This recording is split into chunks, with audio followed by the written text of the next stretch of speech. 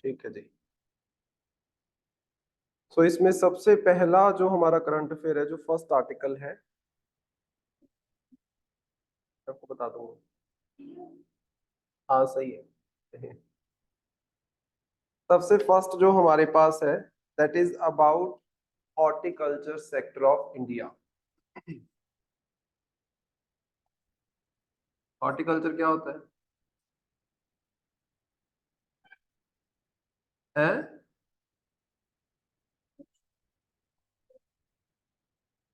छोटे छोटे प्लांट्स, बड़े प्लांट्स नहीं, that is horticulture. That is gardening और हॉर्टिकल्चर।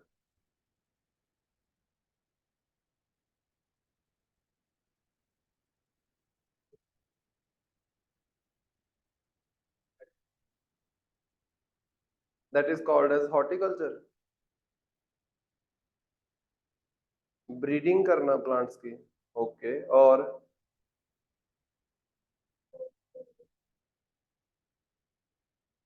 क्या बोलते, तुम्हें पता नहीं है एक्चुअली? नहीं पता है, तुम्हें पढ़ा ही नहीं एक्चुअल में। दिक्कत ये है, तुम्हें नहीं पता, मानो तुम मानते नहीं उस बात को। हॉर्टिकल्चर का मतलब होता है फ्रूट्स और फ्लावर्स की खेती करना। जो आप ये किन्नू के बाग लगाते हो, माल्टे के बाग लगाते हो, चीकू के बाग लगाते हो, ये सब हॉर्टिकल्चर है, तुम्हें नहीं पता। हाँ सब पता था, तभी gardening, gardening is one portion of horticulture. Plants तो ये सड़क पे भी लगे हुए हैं, ये भी हॉर्टिकल्चर हो गया।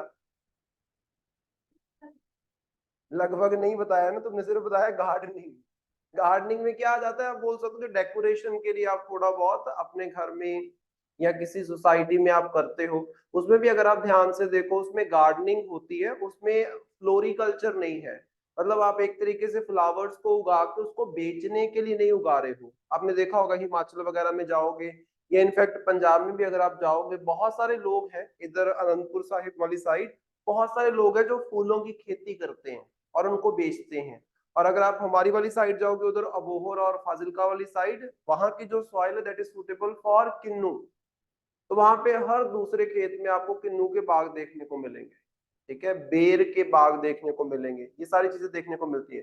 That all comes under horticulture. तो हॉर्टिकल्चर में अगर मेजर दो क्रॉप्स देखनी हो, एक तो है फ्लावर्स और दूसरे हैं फ्रूट्स। इसके अलावा और भी बहुत सारे गार्डनिंग वगैरह, ये सब इसी में आ जाता है। ठीक है। So India is poised to become the leading global source of fruits and vegetables. Vegetables as well, fruits के साथ साथ vegetables भी आ गई। Driven by shift towards nutrition, secure diets and increasing per capita consumption. अगर देखो हम बात करते हैं ना फ्रेश फ्रूट्स एंड वेजिटेबल्स की, तो India is among the top producing countries of fresh fruits and vegetable. क्योंकि इंडिया की ज्योग्राफी ऐसी है, इंडिया में आपको बहुत कम एरिया देखने को मिलेगा जहां पे रेगिस्तान है, और बहुत कम एरिया देखने को मिलेगा जहां पे बर्फीला इलाका है। Most of the Indian soil is fertile. क्यों फर्टाइल है? क्योंकि इंडिया के अंदर आपको देखने को मिलती है एलुवियल सॉइल। इंडिया में मिलती है एलुवियल सॉइल। एलुवियल सॉइल कैसे बनती है? जब रिवर्स सेडिमेंट्स को डिपॉजिट करती हैं, तो वहां से जो आपकी सॉइल बनेगी दैट इज एलुवियल सॉइल। और इंडिया में मोर देन 1500 रिवर्स छोटी बड़ी आपको देखने को मिलेंगी। तो मतलब ऑल ओवर इंडिया आपको एलुवियल सॉइल जो है वो देखने को मिलती है। सबसे ज्यादा भी इंडिया में आपको एलुवियल सॉइल ही देखने को मिलेगी। सो that is also very much important, आप बोल सकते हो। ठीक है, तो ऐसी चीजों के बारे में आपको पता होना चाहिए। सो इंडिया हॉर्टिकल्चर में तरक्की करना चाहता है, इनफैक्ट बहुत अच्छी तरक्की कर भी रहा है। बट इंडिया में जितनी डिमांड है हॉर्टिकल्चर, फ्रूट्स, वेजिटेबल्स, फ्लावर्स की, तो उसकी वजह से आज भी कहीं ना कहीं हम पीछे घूम रहे हैं। अदरवाइज टॉप प्रोड्यूसिंग कंट्रीज में आते हैं, बट टॉप कंज्यूमिंग कंट्रीज में भी इंडिया आता है, जिसकी वजह से थोड़ा सा मिसमैच कई बार हमें देखने को मिलता है। नीचे आपको कुछ अलग अलग फील्ड्स बताई गई हैं विद इन द हॉर्टिकल्चर, जैसे फॉर एग्जांपल पोमोलॉजी। पोमोलॉजी का मतलब क्या होता है? Focuses on fruit and nut crops. Horticulture के विद इन एक फील्ड है that is called as pomology, जिसके अंदर क्या है? फ्रूट्स एंड नट्स को उगाया जाता है। नंबर टू आपके पास है ओलेरी कल्चर।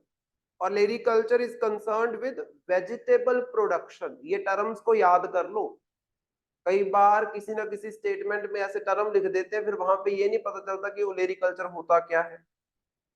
देन नंबर 3 आपके पास है अर्बोरिकल्चर। अर्बोरिकल्चर की अगर हम बात करें, the care of individual trees and shrubs. जब आप किसी, मान लो एक ट्री आपने लगाया, उसकी आप केयरिंग कर रहे हो, that field is also comes under horticulture, और उसको क्या बोल देते हैं हम, अर्बोरिकल्चर। और उसके बाद आपके पास है ऑर्नामेंटल हॉर्टिकल्चर। ऑर्नामेंटल मतलब सजावट के लिए, जो आप गार्डनिंग करते हो, जो आप पेड़ पौधे लगाते हो, जस्ट सजावट, सजावट के लिए, ऑर्नामेंट करने के लिए, उसको हम बोल देते हैं ऑर्नामेंटल हॉर्टिकल्चर। जस्ट बेसिक्स हैं, ऊपर इनके फादर का नाम दिया गया है, जो ऑल अराउंड द वर्ल्ड जिनको फादर ऑफ हॉर्टिकल्चर माना जाता है, जिनका नाम है LH बेले। और इंडिया में हॉर्टिकल्चर का फादर माना जाता है MH मैरीगौडा को। ठीक है, तो ये दो नाम आप याद रख सकते हो, नॉट मच इंपॉर्टेंट, बट आपको पता होना चाहिए थोड़ा सा इसके बारे में। ठीक है, क्योंकि एक इंपॉर्टेंट फील्ड है और एक बहुत बड़े लेवल पे ग्रोइंग फील्ड है, आप बोल सकते हो इंडिया के अंदर। नेक्स्ट इज वेरी इंपॉर्टेंट आपके पेपर पॉइंट ऑफ व्यू से, significance of horticulture sector in India. हमारे लिए हॉर्टिकल्चर सेक्टर क्यों इंपॉर्टेंट है? ऐसा क्या हॉर्टिकल्चर सेक्टर इंडिया में कर रहा है जो कि ये इतना सिग्निफिकेंट हो जाता है? सो नंबर 1 पॉइंट देखो, इकोनॉमिक इंपैक्ट। इकोनॉमिक इंपैक्ट इसका क्या है? इकोनॉमिक इंपैक्ट इसका क्या है? तो इसमें देखो दो पॉइंट्स इंपॉर्टेंट आपके पास दिए गए हैं। Number 1, 30% of the gross domestic product, जो हमारी टोटल जीडीपी है, उसका 30% कहां से आता है? हॉर्टिकल्चर से। So horticulture contribute 30% to the GDP. GDP मतलब production of total goods and services, उसमें से 30% कहां से आ रहा है? हॉर्टिकल्चर से। तो ये इंपॉर्टेंट है कि नहीं है? हमारे यहाँ पे मोस्टली लोग खेती तो करते हैं, और खेती में बहुत सारे लोग जो हैं वो हॉर्टिकल्चर में इन्वॉल्व है। देन उसके बाद 13% of the gross cropped area, 13% of the gross cropped area, मतलब हमारे इंडिया में टोटल जितनी लैंड के ऊपर क्रॉप्स उगाई जाती हैं, उसमें से 13% क्या है? Horticultural crops. तो आपने याद रखना है, टोटल जितनी लैंड में आप क्रॉप्स उगाते हो, उसमें से 13% लैंड का इस्तेमाल करते हो आप हॉर्टिकल्चरल क्रॉप्स उगाने के लिए। लेकिन कंट्रीब्यूशन देखो, जीडीपी में इसका कंट्रीब्यूशन 30% है। तो एज कंपेयर टू जितना एरिया ये घेरता है, production is much larger. Horticulture के बहुत फायदे हैं, जैसे फॉर एग्जांपल लोग बाग लगा लेते हैं, 3 या 4 साल में बाग अपना पहला फ्रूट देता है। तब तक के लिए आप उस खेत के अंदर अपनी दूसरी क्रॉप्स भी उगा सकते हो। जैसे फॉर एग्जांपल बाग के आपने पौधे लगा दिए, उसके नीचे आप कनक भी उगा सकते हो, वहां पे आप जो कॉटन है उसको भी उगा सकते हो। अच्छा, थोड़ा सा बाग बड़ा होने लगता है तो उसमें ट्रैक्टर वगैरह नहीं चल पाता, और वैसे भी बाग को उस टाइम पे सारी न्यूट्रिशन की जरूरत होती है, तो फिर आप वहां पे नीचे वेजिटेबल्स उगाना स्टार्ट कर देते हो। तो जिस खेत में आप हॉर्टिकल्चर करते हो ना, वहां पे एक्चुअली आप 2, 3, 4 क्रॉप्स निकालते हो एक साल में। This is very important. तभी मैं यहाँ पे बोल रहा हूँ कि 13% एरिया कवर कर रहा है जो टोटल क्रॉपिंग का एरिया है, लेकिन 30% जीडीपी में कॉन्ट्रीब्यूशन है। तो इट इज वेरी इंपॉर्टेंट। ठीक है, तो इस वजह से ये सिग्निफिकेंट है। देन उसके बाद surpassing food grain production, its total production even exceeds the total production of food grains। तो सेकंड हमारे पास इंपॉर्टेंस क्या आ जाती है? आप बोल सकते हो कि फूड ग्रेन की प्रोडक्शन जो है वो कम है किससे? हॉर्टिकल्चर की टोटल प्रोडक्शन से। मतलब हमारे यहाँ पे जितना राइस, वीट ये उगता है ना, उससे कहीं ज्यादा आप बोल सकते हो प्रोडक्शन कहाँ से आती है? हॉर्टिकल्चर से। तो एग्रीकल्चर सेक्टर में बहुत बड़ा कंट्रीब्यूशन जो है वो किसका है? हॉर्टिकल्चर का। अगर हमारी सरकार सिर्फ हॉर्टिकल्चर के ऊपर ही फोकस कर ले, तो एग्रीकल्चर सेक्टर की ओवरऑल ग्रोथ जो है वो एक नेक्स्ट लेवल पे जा सकती है। और हमारे यहाँ पे एग्रीकल्चर की ग्रोथ कितनी रहती है, 3-4%। ग्रोथ रेट कितना है, 3-4%। तो अगर आप इस सेक्टर के ऊपर खास तौर पे फोकस कर लेते हो, एग्रीकल्चर में भी सिर्फ हॉर्टिकल्चर पे, तो आप एक अच्छा ग्रोथ रेट जो है उसको अचीव कर सकते हो। देन उसके बाद रिमार्केबल प्रोडक्टिविटी ग्रोथ, यहाँ पे बताया गया कि 2001-2 में जो एवरेज प्रोडक्टिविटी होती थी वो होती थी 8.8 टन पर हेक्टेयर। तो यहाँ पे डाटा बताया गया आपको कि 2001-2 के अंदर हॉर्टिकल्चर में प्रोडक्टिविटी थी 8.8 टन पर हेक्टेयर, ये था। इससे चेंज होके 2020-21 का आई थिंक डाटा बताया गया होगा। 2020-21 की जब हम बात करते हैं तो ये बढ़ के हो गया 12.1 टन पर हेक्टेयर। 2001-2 में 1 हेक्टेयर में से ऑन एन एवरेज कितनी हॉर्टिकल्चर की प्रोडक्शन होती थी, 8.8 टन। आज ऑन एन एवरेज 1 हेक्टेयर से कितनी प्रोडक्शन निकलती है, 12.1 टन। तो मतलब इन 20 सालों में एक बहुत बड़ी शिफ्ट आपको देखने को मिली है। मैंने आपको दालों के बारे में करवाया था, अगर याद हो। दालें जो है वो ग्रेन क्रॉप्स में आती है, फूड ग्रेन क्रॉप्स में आती है, ना कि हॉर्टिकल्चर में आती है। वो फूड ग्रेन्स होते हैं ना उसमें, आपको उसमें आती हैं। उनकी जब हम प्रोडक्शन की बात कर रहे थे 1950 से लेके 2019 तक मैंने डाटा बताया था, और आपको देखने को मिलेगा 30-30 40-40 सालों में जस्ट कुछ परसेंट पर हेक्टेयर प्रोडक्शन बढ़ रही थी। इसकी देखो रिसेंट ईयर्स में कितनी ज्यादा इंक्रीज आपको देखने को मिला है। 20 सालों में इतना increase is a good increase. तो प्रोडक्टिविटी अच्छी खासी है, और इसमें इन्वेस्ट करोगे प्रोडक्टिविटी और बढ़ सकती है। ठीक है। देन उसके बाद with low water usage and ability to cultivate on smaller plots, horticulture allows for reduced crop failure risk. This is very important. यहाँ पे वाटर की यूटिलाइजेशन आप बोल सकते हो वो कंपैरेटिवली कम रहती है, और जो क्रॉप फेलियर है उसके चांसेस भी कम होते हैं। जैसे अगर आपने राइस उगाना है तो राइस में मोस्टली लोग क्या करते हैं, ट्रांसप्लांटेशन करते हैं। मतलब पहले सैपलिंग्स लगाएंगे, फिर सैपलिंग्स को हाथ से उखाड़ेंगे और खेत में एक एक करके तिनका तिनका लगाया जाएगा। कम से कम 15 से 20 दिन, 1 या 1.5 महीने तक भी लोग करते हैं। पानी आपने खड़ा रखना होता है उसमें। अगर पानी सूखा तो वहां पे घास उग जाएगी, और अगर घास उग गई तो आपका राइस नहीं चलेगा। पानी आपको खड़ा रखना पड़ेगा खेत के अंदर। तो मतलब पानी की बहुत ही हाई लेवल पे यूटिलाइजेशन होती है। तभी तो आप पंजाब हरियाणा में जाओ, सरकार 10-15 जून तक तो अलाउ ही नहीं करती राइस लगाना, क्योंकि 10-15 जून से पहले क्या है, बारिशें होती नहीं है। और उस टाइम पे जनता क्या करेगी, ट्यूबवेल से पानी निकाल निकाल के बहुत सारा पानी यूज करेगी। और वैसे भी पंजाब हरियाणा में जो वाटर टेबल है वो तो डाउन जा रहा है।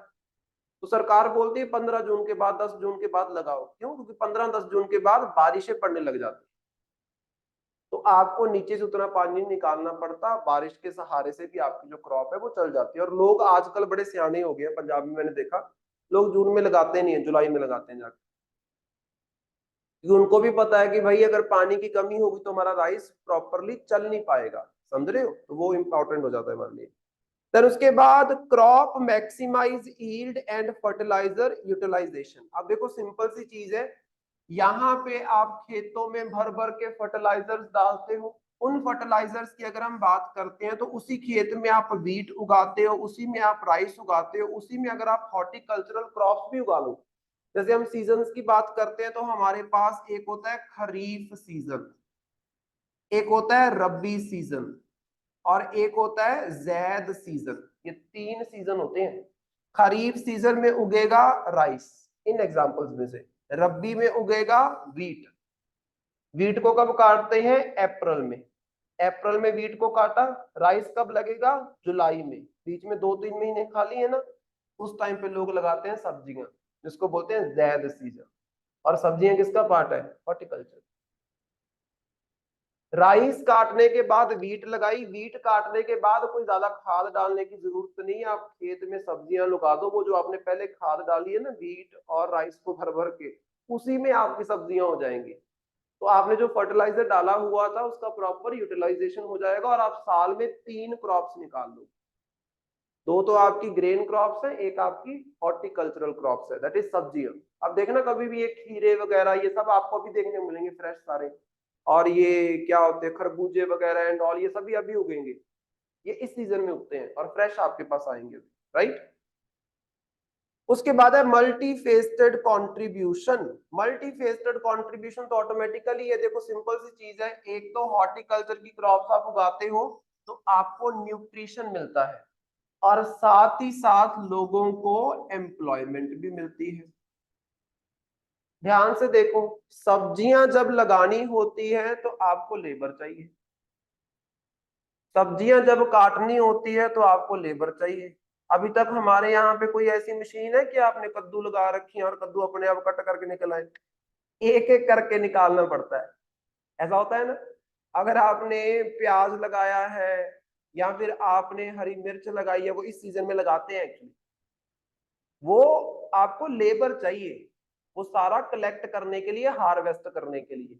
तो मतलब एक तो न्यूट्रिशियस क्रॉप्स है, फ्रूट्स वगैरह देखो कितना न्यूट्रिशन होता है इनके अंदर, ऊपर से अगर हॉर्टिकल्चर करते हो तो आपकी लेबर की डिमांड बढ़ती है। लेबर की डिमांड बढ़ती है मतलब क्या है, लोगों को काम मिलेगा, और वो भी ऐसे सीजन में जब लोग बिल्कुल फ्री बैठे होते हैं। कनक आपने काट ली है, राइस लगना है 3 महीने के बाद, बीच में 3 महीने कौन सी दिहाड़ी किसी को मिलनी है? देख लेना पंजाब में जाके खाली पड़े होते हैं खेत, इन 2-3 महीने के लिए कोई किसी कोई दिहाड़ी की जरूरत नहीं है, आप बोल सकते हो। वो 2-3 महीने में अगर सब्जी लगाते हो तो लोगों को काम मिल जाएगा, आप बोल सकते हो, ठीक है। देन अगर आप मान लो, चलो ये तो छोटे लेवल पे बात करें, अगर मान लो आपने कोई बाग लगाया है, अब बाग में मान लो किन्नू का बाग है, किन्नू के बाग में एक एक करके किन्नू तोड़ना पड़ता है, कोई मशीन नहीं आती कि अपने आप टूट के और आपके इकट्ठे हो जाए, एक एक करके तोड़ना पड़ता है ना। देन उसके बाद बाग के अंदर अगर आपने कोई खाद डालनी है तो आपको बिल्कुल पौधे के जड़ में डालनी है। तो मतलब horticulture is labour intensive agriculture, इसमें लेबर की बहुत जरूरत पड़ती है, so that is important. Then उसके बाद एक्सपोर्ट पोटेंशियल एंड सक्सेस। ध्यान से देखो, India ranks second in fruit and vegetable production in world after China. अगर हम इंडिया की बात करते हैं तो वेजिटेबल्स एंड फ्रूट्स में इंडिया का सेकंड रैंक है। सबसे ज्यादा फ्रेश वेजिटेबल एंड फ्रूट्स कौन उगाता है? चाइना। नंबर 2 पे इंडिया आता है, लेकिन इंडिया में पॉपुलेशन भी तो दुनिया की सबसे ज्यादा है, तो कंजम्पशन भी ज्यादा होगी। तो वेजिटेबल्स एंड फ्रूट्स उगाए जाते हैं, कंज्यूम किए जाते हैं, एक्सपोर्ट भी किए जाते हैं, लेकिन एक्सपोर्ट इतना ज्यादा नहीं। एक्सपोर्ट ज्यादा ना होने के पीछे कई सारे कारण हैं। नंबर 1 कारण तो ये है कि हमारी लोकल कंजम्पशन बहुत ज्यादा है, तो आपको प्रोडक्शन बढ़ानी पड़ेगी जो कि कंजम्पशन पूरा करने के बाद आप एक्सपोर्ट कर सको। दूसरा कारण ये है कि फ्रेश वेजिटेबल एंड फ्रूट्स को एक्सपोर्ट करना एक बहुत बड़ा झंझट है, क्योंकि ये पेरिशेबल होते हैं। पेरिशेबल मतलब जल्दी जल्दी खराब हो जाते हैं। जैसे फॉर एग्जांपल आपने फ्रूट्स को, किन्नू को या एप्पल को कहीं से भी आपने हार्वेस्ट किया, अगर आपने उसको कोल्ड स्टोर के अंदर नहीं रखा तो वो 2 से 3 दिन के अंदर बिल्कुल गल सड़ जाएगा बाहर पड़ा हुआ। समझ रहे हो? तो मतलब क्या है, इसके लिए इंफ्रास्ट्रक्चरल फैसिलिटी चाहिए, आपको कोल्ड स्टोर कंटेनर्स चाहिए जो कि शिप के अंदर रख के आप दूसरी कंट्री तक इसको एक्सपोर्ट कर सको। करते हैं हम लोग, लेकिन कैपेसिटी इज लेस, उसको बढ़ाने की जरूरत है, ठीक है। सो ये सारी बेनिफिट्स हो जाती हैं, इस तरीके से ये हमें हेल्प कर सकता है। देन आ गया, what are the challenges faced by horticulture sector in India. क्या क्या चैलेंजेस है? नंबर 1 चैलेंज देखो, historical focus on the grains. हमारे यहाँ पे ना, हमारे ऐसा सिस्टम रहा है, चाहे आप इंडस वैली सिविलाइजेशन से बात कर लो, लोगों का, खेती करने वालों का ज्यादा ध्यान जो रहता है वो ग्रेन क्रॉप्स की कल्टीवेशन में रहता है। मतलब ज्यादा ग्रेन क्रॉप्स उगा के लोग खुश रहते हैं, उसमें झंझट कम होता है। आजकल लोग कॉटन की खेती भी बहुत कम करते जा रहे हैं, अगर आपने देखा हो पंजाब वगैरह में तो बिल्कुल ही बंद हो चुकी है, क्योंकि कॉटन में झंझट बहुत है। कॉटन की बजाय ये लगाना चाहते हैं राइस, क्योंकि राइस का क्या है, लगाने के लिए लेबर चाहिए होती है, वो भी आपके पास अभी तो हैप्पी सीडर टाइप्स चीजें आ चुकी हैं कि उसके लिए लेबर की जरूरत भी नहीं है आप। देन आपने कोई स्प्रे करना है, कोई फर्टिलाइजर डालना है, पेस्टिसाइड डालना है, आपके पास मशीनरी है, ट्रैक्टर के पीछे डालो, पूरे के पूरे खेत में आप कर सकते हो, समझ रहे हो। देन आपने काटना है, कंबाइन लेके आओ, काट के काम खत्म। लेबर इंटेंसिव नहीं है, झंझट नहीं है, ज्यादा मेहनत नहीं होती। इस वजह से हमारे यहाँ पे हिस्टोरिकली लोग ग्रेन क्रॉप्स को उगाने में ज्यादा इंटरेस्टेड है और हॉर्टिकल्चर क्रॉप्स को लोग अवॉइड करते हैं। कभी भी देखना हमारे यहाँ पे ना बाग वो लोग लगाते हैं जिनकी खेती में या फिर जिनके खेत के अंदर ये वीट और राइस इतना अच्छा नहीं हो पाता। तभी मैंने आपको बोला कि वो जो हमारे वाला रीजन है वो थोड़ा सा सेमी एरिड एरिया है। अबोहर का जो एरिया है that is semi arid area. Abohar को पंजाब का कैलिफोर्निया बोला जाता है। वाई? क्योंकि सबसे ज्यादा किन्नू उगते हैं यहाँ पे। कभी भी देख लेना बेस्ट क्वालिटी का किन्नू ऑल ओवर इंडिया आपको कहाँ पे मिलेगा? अबोहर में। क्योंकि वो राजस्थान के साथ लगता है, ना तो बहुत चिकनी मिट्टी आप बोल सकते हो क्ले टाइप, ना बहुत रेतली है, सेमी एरिड है। और वैसी मिट्टी के अंदर बाग सबसे ज्यादा अच्छा लगता है और फ्रूट सबसे ज्यादा अच्छा आता है आप बोल सकते हो। ठीक है। देन उसके बाद fragmented land holdings. Fragmented land holding का मतलब क्या है कि हमारे यहाँ पे ना ज्यादातर 80-85% किसान ऐसे हैं जिनके पास 2, 2.5, 5 एकड़ जमीन तक होता है। तो मतलब लैंड होल्डिंग छोटी छोटी है। हमारे यहाँ पे बड़े बड़े फार्म्स नहीं होते कि 100 एकड़ 200 एकड़ 500 एकड़ के फार्म्स हो। अब मुझे एक बात बताओ, एक किसान है उसके पास 2 एकड़ जमीन है सिर्फ। अब 2 एकड़ जमीन में क्या वो एक्सपेरिमेंट करना चाहेगा हॉर्टिकल्चर का? एक हॉर्टिकल्चर में और दिक्कत आ जाती है, नीचे कल के इस चैलेंज को भी पढ़ेंगे, इसमें स्पेशलाइजेशन चाहिए होती है। वीट उगाने के लिए कोई स्पेशलाइजेशन नहीं चाहिए। आपने कभी वीट उगाई नहीं होगी अपने हाथ से, आप भी जाके वीट को बो दोगे ना वो उगाएगी। मतलब अनस्किल्ड बंदा भी वीट को राइस को उगा सकता है। आपने देखा होगा जब राइस की ट्रांसप्लांटेशन होती है, इतने इतने बच्चे होते हैं जो उसको ट्रांसप्लांट कर रहे होते हैं। तो क्या उनके पास स्किल है? ऐसे बूटा लो लेते हैं उसको मिट्टी में डाल देते हैं, खत्म। कोई स्किल नहीं चाहिए आप बोल सकते हो। हॉर्टिकल्चर में आपको स्किल चाहिए, कब कटाई करनी है बाग की, कब स्प्रे करनी है, कब क्या करना है, मतलब बड़ा ज्यादा स्पेसिफिकेशन इसमें रहती है। तो वो यहाँ पे हमारे पास थोड़ी सी कमी हो जाती है, क्योंकि जिसके पास छोटी थोड़ी जमीन है वो बंदा ग्रेन क्रॉप्स उगाएगा क्योंकि पेट भी तो पालना है, फ्रूट खा के तो जिंदगी चल नहीं सकती, तो वो दिक्कत हो जाती है। आप कभी भी जाओ ऑस्ट्रेलिया वगैरह में, कनाडा वगैरह में, वहां पे लोग इन बागों में जाके काम करते हैं। देखा होगा आपने, पंजाब में बोलते थे बेर तोड़ते उधर जाके, वो बेर के एक्चुअली क्या है, बाग है बड़े बड़े वहां पे। या फिर आपने देखे होंगे ये जो आपकी स्ट्रॉबेरीज एंड ऑल, इन सब के बाग आपको देखने को मिलेंगे यूरोप के अंदर एंड ऑस्ट्रेलिया के अंदर। अब वो एक एक करके पिक करना होता है, उनके पास भी मशीनरी नहीं है। जैसे स्ट्रॉबेरी मशीनरी से कैसे निकाल लोगे? जैसे ही मशीन के टच में आएगी वो खराब हो जाएगी। एक एक करके आपने तोड़ना होता है। तो मतलब वहां पे भी लेबर इंटेंसिव आपका आज के टाइम पे आपको देखने को मिलता है। वहां पे इतने बाग क्यों मिलते हैं? क्योंकि वहां पे ना, जैसे हमारे यहाँ पे ये मोदी सरकार करना चाह रही थी फार्मर्स बिल लेके आके, वैसा वहां पे हो चुका है, दैट इज कमर्शलाइजेशन। तो वहां पे क्या है, एक कंपनी है, वो कम से कम 200 500 1000 एकड़ जमीन उन्होंने एक्वायर की है, और वहां पे वो एक ही तरीके के बाग या कुछ कमर्शियल लेवल पे उगाते हैं, समझ रहे हो। Then perception of risk and return.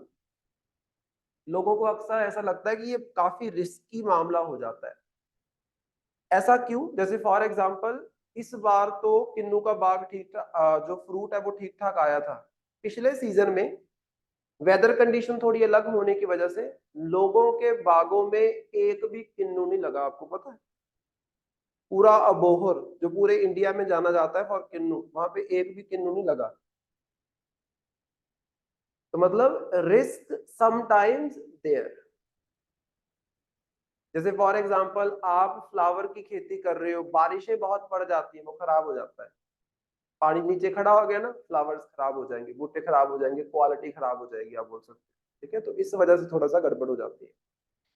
Then उसके बाद infrastructure and post harvest losses, मैंने आपको बताया cold chain stores and all ये सब हमें चाहिए। इंफ्रास्ट्रक्चर बहुत ज्यादा चाहिए। जैसे फॉर एग्जांपल अगर आपको एक जगह से 100 किलोमीटर जाना है बेचने के लिए और 100 किलोमीटर जाने में 2, 4 या 5 घंटे लग रहे हैं ना, तो आपका फ्रूट ऑटोमेटिकली पेरिशेबल है, खराब हो जाएगा, उस क्वालिटी का बच नहीं पाएगा। तो अगर आप एक जगह से दूसरी जगह जा रहे हो, 2 घंटे आपको लगेंगे ऑटोमेटिकली, 100 किलोमीटर ट्रेवल कर रहे हो तो इतना तो लगता ही 1.5-2 घंटे लग जाते हैं। बट आपके पास कंटेनर्स हो, वैसे कोल्ड स्टोर टाइप कंटेनर्स होने चाहिए, देन एक्सपोर्ट करने के लिए वो सेम चीज चाहिए। जैसे फॉर एग्जांपल मान लो आप यहाँ से अपना कंटेनर लेके गए, आपने पोर्ट की जो फैसिलिटी होती है वहां पे जाके उसको अनलोड कर दिया, मान लो आगे शिप्स पहले ही पूरी की पूरी भरी हुई हैं और वो बोलते हैं कि 2 दिन का वेटिंग पीरियड है। ऐसा होता है रियलिटी में कि 2 दिन आपको वेट करना पड़ेगा, यहाँ पे आपका प्रोडक्ट फिर जाएगा। अब 2 दिन में अगर वहां पे आपके पास स्टोर करने के लिए कुछ नहीं है, तो समझ लो आपका पूरे का पूरा प्रोडक्ट खराब हो गया, उसकी डिमांड कम हो जाएगी इंटरनेशनल मार्केट में, क्योंकि इंटरनेशनल मार्केट वाले तो चुन चुन के चीजें लेते हैं। अगर राइस भी वो यहाँ से लेके जाते हैं तो बेस्ट क्वालिटी राइस लेके जाते हैं, घटिया क्वालिटी का राइस इधर ही रह जाता है, समझ रहे हो? तो ये प्रॉब्लम हो जाती है।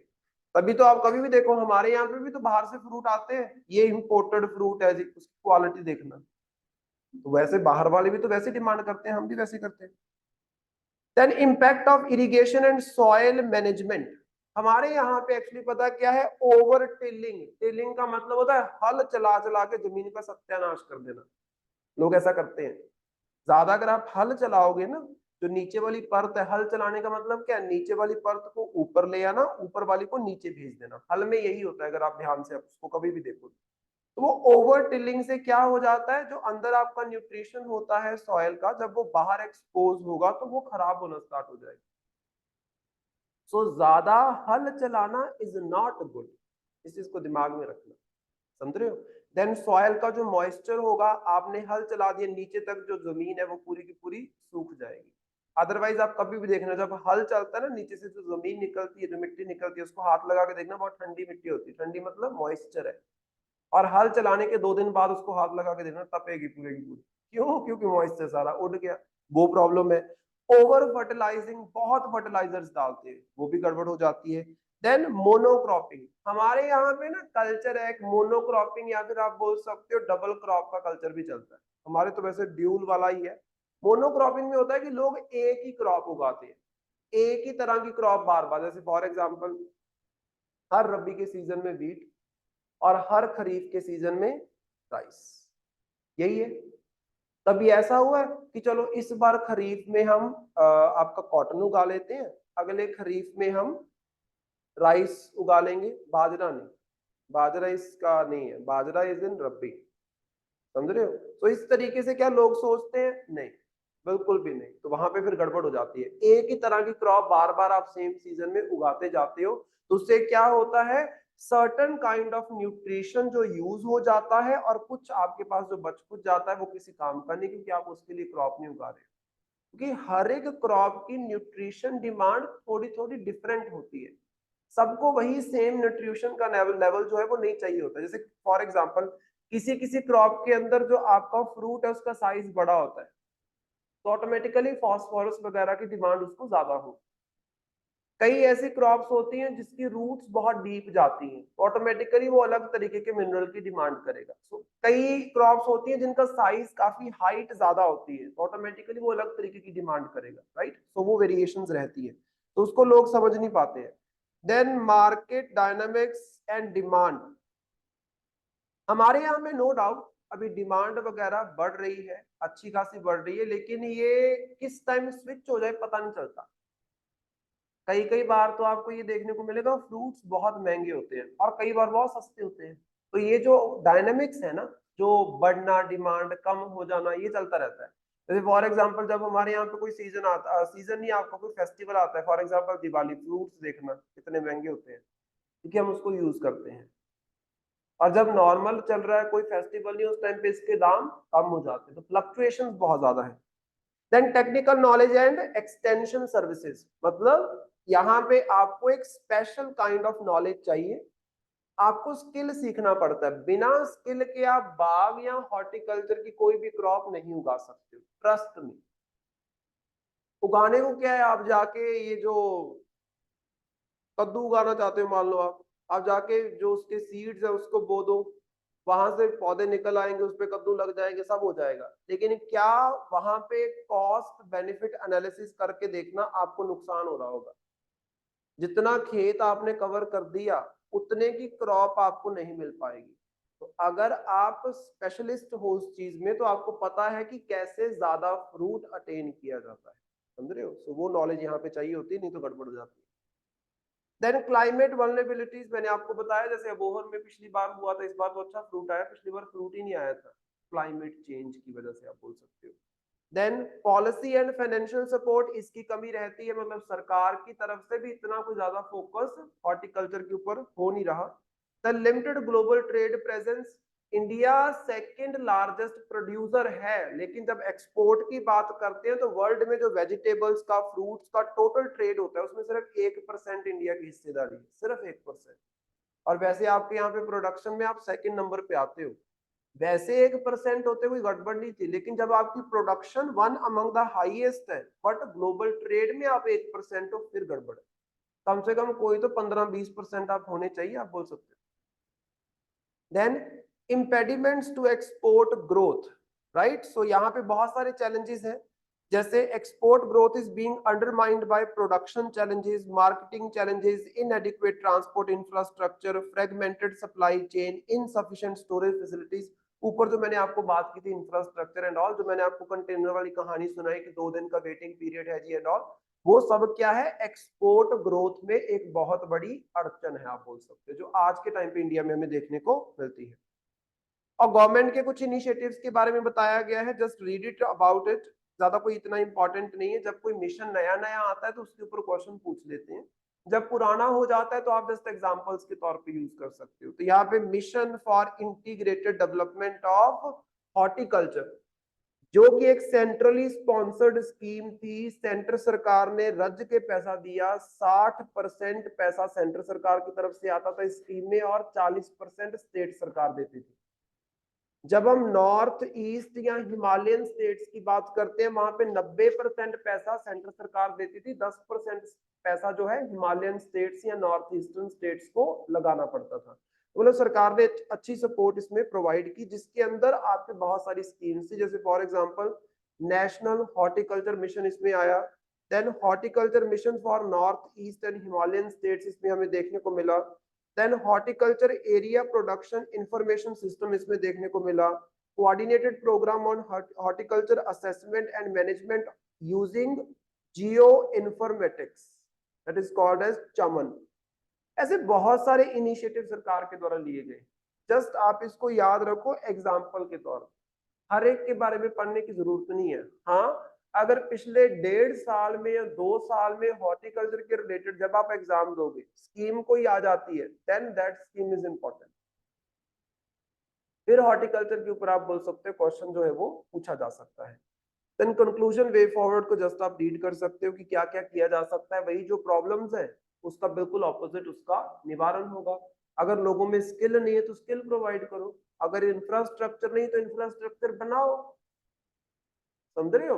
अगर अवेयरनेस नहीं है तो अवेयरनेस प्रोवाइड करो, अगर इन्वेस्टमेंट नहीं है तो इन्वेस्टमेंट बढ़ाओ, अगर सरकार की स्कीम्स पॉलिसीज अच्छी नहीं है तो उसको इम्प्रूव करो। उसका बिल्कुल ऑपोजिट आप बोल सकते हो वे फॉरवर्ड, यहाँ हमारे पास सुजेशन जो है वो रह जाता है। जैसे for example export oriented businesses के ऊपर फोकस करना चाहिए, मतलब आप ऐसे ऐसे लोगों को बिजनेस करने के लिए एनकरेज करो जो कि एक्सपोर्ट हमारा बढ़ सके हॉर्टिकल्चर का।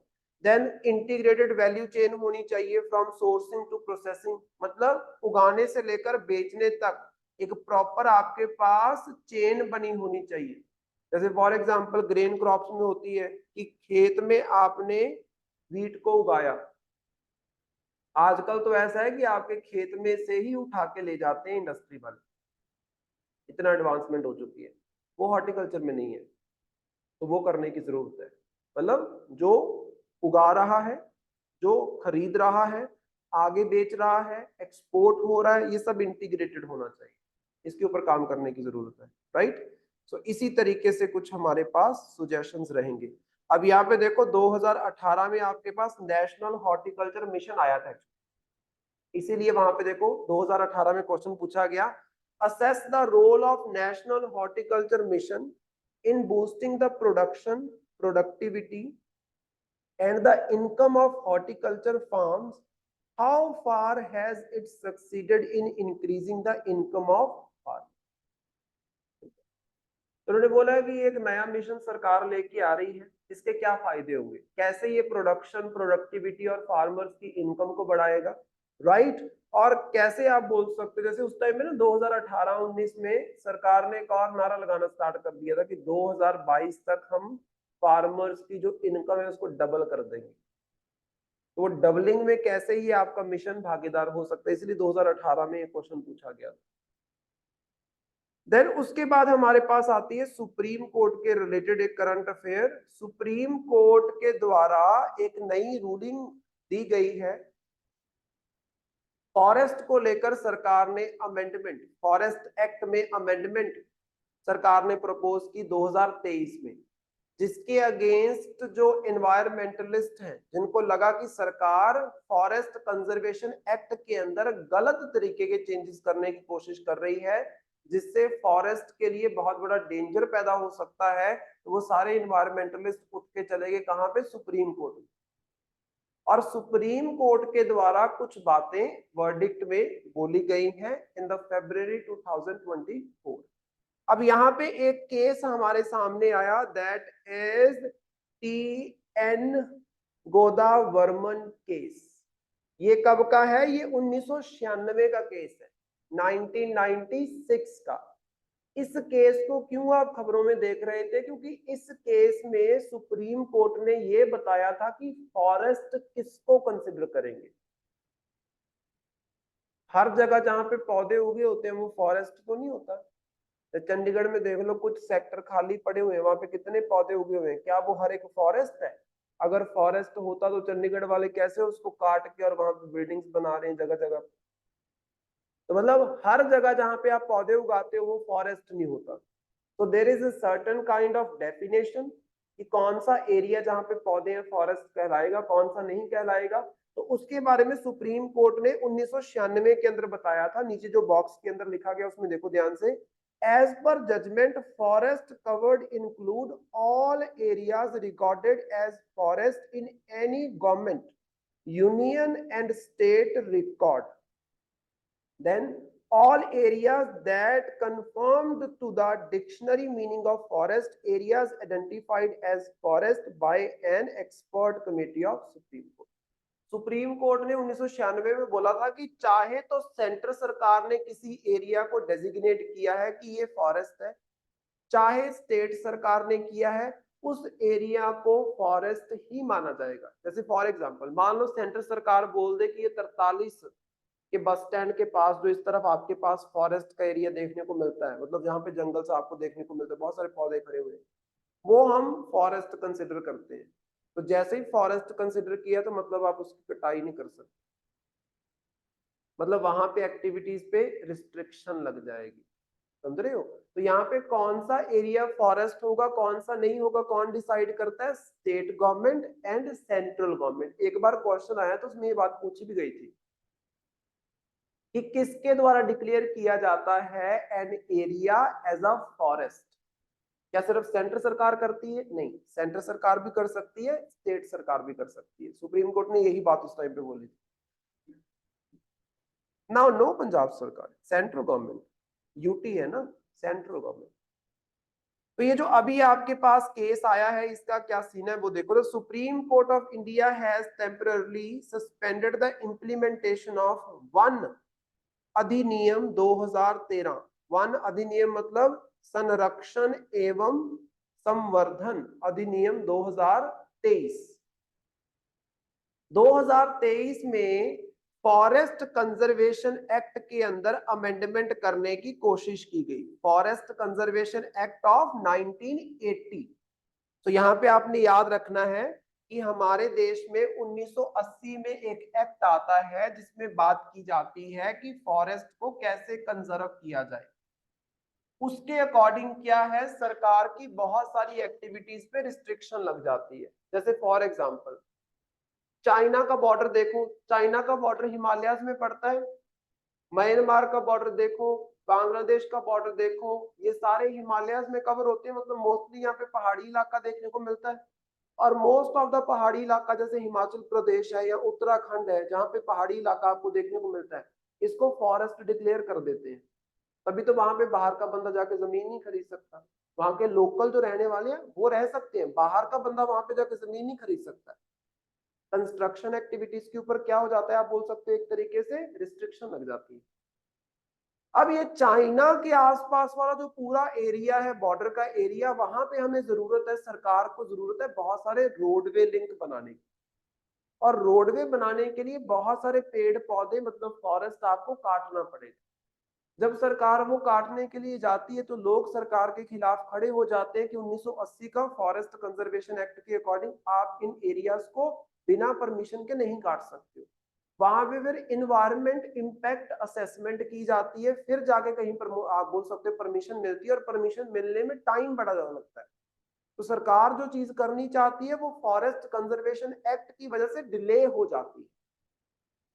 तो सरकार ने क्या किया, फॉरेस्ट कंजर्वेशन एक्ट 1980 में कुछ अमेंडमेंट प्रपोज की 2023 में, और इसको पास भी कर दिया गया। ये पास हो चुकी है लेकिन ये इंप्लीमेंट नहीं हुई है, और सुप्रीम कोर्ट ने फरवरी में इसको क्या कर दिया, डिले कर दिया कि अभी इसकी इंप्लीमेंटेशन आप नहीं करोगे। राइट। तो फॉरेस्ट कंजर्वेशन एक्ट 1980 और इसके अंदर जो अमेंडमेंट की जा रही है इन 2023 कर दी गई है, मतलब अमेंडमेंट आप बोल सकते हो। तो उसके बारे में ये केस हमें देखने को मिला। The courts interim order mandates that identification of forest should adhere to the dictionary definition of forest in line with the precedent set by a 1996 ruling, that is TN Godavarman ruling, which expanded the definition of forest beyond those officially recorded or notified. The establishment of zoos or safaris by any government or authority should not be consented to without the final approval of the apex court. So सरकार, अभी आप इस supreme court ने क्या बोला है, supreme court ने देखो सबसे पहले तो 1996 के अंदर एक डेफिनेशन दी थी कि फॉरेस्ट जो है ये क्या होगा। तो सुप्रीम कोर्ट ने बोला अगर यूनियन गवर्नमेंट ने किसी एरिया को ऑफिशियली डेजिग्नेट किया है फॉरेस्ट तो वो भी फॉरेस्ट है। अगर स्टेट सरकार ने किसी एरिया को जहां पे बहुत सारे पेड़ पौधे हैं उसको फॉरेस्ट डिक्लेयर कर दिया वो भी फॉरेस्ट है। और अगर according to the dictionary meaning कोई एरिया फॉरेस्ट लग रहा है, मान लो कि पिछले 15 सालों से वहां पे ट्रीज उगे हुए हैं और वहां पे किसी का क्लेम नहीं है, सरकारी जमीन है, और डिक्शनरी के अकॉर्डिंग अगर आप फॉरेस्ट की डेफिनेशन देखते हो तो वो एरिया उसमें फिट बैठता है, बट ना तो उसको यूनियन गवर्नमेंट ने फॉरेस्ट कंसिडर किया ना स्टेट गवर्नमेंट ने कंसिडर किया, स्टिल वो फॉरेस्ट कहलाएगा। ये सुप्रीम कोर्ट ने बोला था कब, 1996 के अंदर। तो सरकार ने बोला कि ये जो 2023 में सुप्रीम कोर्ट ने बोला ये जो आप 2023 में अमेंडमेंट करके इंप्लीमेंट करना चाह रहे हो इसको अभी आप इंप्लीमेंट नहीं करोगे। अगर आप किसी भी फॉरेस्ट एरिया में जू या सफारी वगैरह कुछ बनाना चाहते हो जहां पे लोग जाते हैं घूमने के लिए, देखने के लिए, तो आपको कोर्ट की परमिशन लेनी पड़ेगी। That is important. ठीक है। अब नीचे हमारे पास थोड़ा सा बताया गया about the forest conservation amendment bill 2023 for the forest conservation act of 1980। अब इसमें देखो, it was enacted to ensure that India's forest land is not willingly unserved for non forestry purposes. तो सबसे पहली बात तो ये हो जाती है कि सरकार चाहती है कि फॉरेस्ट का जो एरिया है वो नॉन फॉरेस्ट्री पर्पस के लिए यूज ना किया जाए, क्योंकि कई कई एरियाज ऐसे हमें देखने को मिलेंगे जहां पे क्या है, कुछ certain kind of activities, industrial activities forest के अंदर हमें देखने को मिलती है। तो उसके ऊपर रिस्ट्रिक्शन लगाने की सरकार कोशिश कर रही है, मतलब कंजर्वेशन वाले एक्ट को और थोड़ा सा स्ट्रिक्ट करने की कोशिश कर रही है। Number 2, the act empowers the center to require that any forest land diverted for non forestry purpose be duly compensated। अगर किसी बंदे ने फॉरेस्ट का एरिया किसी नॉन फॉरेस्ट एक्टिविटी के लिए यूज किया है तो उस बंदे के ऊपर पनिशमेंट लगाई जाएगी, उस बंदे के ऊपर फाइन लगाया जाएगा, उसको कंपनसेट करना पड़ेगा। अगर मान लो किसी इंडस्ट्री ने किसी फॉरेस्ट को काटा तो उस इंडस्ट्री को डबल फॉरेस्ट उगाना पड़ेगा। समझ रहे हो, ऐसा कंपनसेशन होता है। Number 3, it broadens its purview to include territory that is not formally designated as forest in state or central government records. इसके अलावा सरकार चाहती है कि जो एरियाज अभी तक फॉरेस्ट कंसीडर नहीं किए गए हैं बट एज सच फॉरेस्ट लगते हैं according to the definition of forest, उनको भी यहाँ पे रिकॉग्नाइज किया जाए। तो मतलब फॉरेस्ट एरिया और एक्सपेंड हो जाएगा, क्योंकि ये जो हम बोलते हैं कि हमारे पास 21% से 23% के बीच में कुछ कुछ हमारे पास टोटल हमारी जमीन का फॉरेस्ट है, वो एरिया है खास तौर पे जो एरिया रिकॉग्नाइज्ड है एज अ फॉरेस्ट। बहुत सारे ऐसे एरियाज होंगे जो रिकॉग्नाइज्ड नहीं होंगे, जैसे ये चंडीगढ़ के अंदर जितने भी आपको जंगल जुंगल देखने को मिलते हैं, इसमें से कोई भी फॉरेस्ट नहीं है, कोई भी रिकॉग्नाइज्ड फॉरेस्ट नहीं है। इसको किसी भी टाइम काट के म्युनिसिपल कॉर्पोरेशन की परमिशन के साथ, सरकार की परमिशन के साथ यहाँ पे बिल्डिंग्स बनाई जा सकती है। समझ रहे हो? The need for the latest amendment, क्या जरूरत है इस अमेंडमेंट की? तो देखो, this forest clearance approval is one of the most difficult permits to obtain in India, requiring a wait of as long as 365 days and lakhs of rupees in bribe. अभी जो presently आपके पास clearance का system चल रहा है वो बड़ा ज्यादा टफ है, बड़ा टाइम लगता है उसमें, 365 दिन अप्रोक्सीमेटली, मतलब 1 साल आराम से लग जाता है, जिस चक्कर में लोग क्या है रिश्वतें देते हैं अपनी क्लियरेंस जल्दी जल्दी लेने के। As simple as that. जैसे मान लो कहीं से कोई रोड निकालना है, जो ठेकेदार है उसको परमिशन लेनी पड़ेगी, अब परमिशन लेनी है तो आपको क्या है क्लियरेंस लेनी पड़ेगी डिपार्टमेंट से, है ना, तो वो क्लियरेंस के लिए साल साल लग जाता है, तो उसका प्रोजेक्ट डिले हो रहा है, उसको नुकसान हो रहा है, तो वो थोड़ा बहुत पैसा खिलाता है इधर उधर के ऑफिसर्स को और क्लियरेंस जो है जल्दी अपनी ले लेता है। कारण क्या है, टाइम बहुत लगाते हो क्लियरेंस, अगर देना है तो दो, क्लियरेंस नहीं देना तो मना करो। डिलेज है यहाँ पे, मतलब कोई डिसीजन नहीं आ रहा, साल साल बीत जाता है। Number 2, India's land records are in terrible shape. Parcel marked as forest in one official record can be given a different classification in another. कई ऐसे एरियाज हैं ऑल ओवर इंडिया जिसको सेंट्रल सरकार फॉरेस्ट बोलती है और स्टेट सरकार उनको फॉरेस्ट कंसिडर नहीं करती। तो मतलब सेंट्रल सरकार अलग से किसी एरिया को फॉरेस्ट कंसिडर कर रही है, स्टेट सरकार किसी अलग एरिया को फॉरेस्ट कंसिडर कर रही है, जिससे क्या कम्प्लेक्सिटीज आती है। सेंटर बोल देता है ये फॉरेस्ट है, यहाँ पे आप ये एक्टिविटी नहीं कर सकते, स्टेट बोलती है कि हम इसको फॉरेस्ट कंसिडर नहीं करते, तो वहां पे ये गड़बड़ हो जाती है, बोल सकते हो डेफिनेशन में कोई क्लियर कट डेफिनेशन नहीं है। To make matters worse, the court order was worded such that it led states to avoid reclassifying forest. According to the center, these amendments are necessary to remove ambiguities and bring clarity about the applicability of the act on various steps. तो यहाँ पे बहुत बार ऐसा हुआ है, बहुत बार रौले पड़ते हैं, स्टेट्स उठ के चली जाती है कहाँ पे, सुप्रीम कोर्ट के अंदर, तो बहुत बार ऐसा आपको प्रॉब्लम देखने को मिलता है। तो सेंटर चाहता है कि ये जो छोटी मोटी प्रॉब्लम्स हैं कि कौन सा एरिया फॉरेस्ट होगा और फॉरेस्ट एरिया अगर कोई है तो उसमें कंजर्वेशन के लिए क्या क्या एक्टिविटीज हो सकती है, किस लेवल की रिस्ट्रिक्शंस होंगी, इसको क्लैरिफाई किया जाए। वो क्लैरिफाई करने के लिए सेंटर ने प्रपोज की 2023 के अंदर ये अमेंडमेंट। अब इसके अंदर देखो प्रपोज्ड अमेंडमेंट के अंदर क्या क्या चीजें। Number 1, cultivating plantation on non-forest land that could over time increase tree cover। उन्होंने बोला कि सबसे पहली चीज, जहां पे कोई फॉरेस्ट नहीं है वहां पे आप पौधे वगैरह उगा सकते हो, लंबे समय में वहां पे क्या एक अच्छा ट्री कवर हो जाएगा जिसको फ्यूचर के अंदर आप फॉरेस्ट कंसिडर कर सकते हो। कंपनसेशन के लिए ये चीजें की जाती है। Number 2, removing 1980 Act restrictions on creating infrastructure that would aid national security, create livelihood opportunities for those living on the periphery of the forest. For example, in geographically sensitive areas within 100 kilometers of international borders or the line of control, no forest clearance is required to construct highways, hydel power project, etc.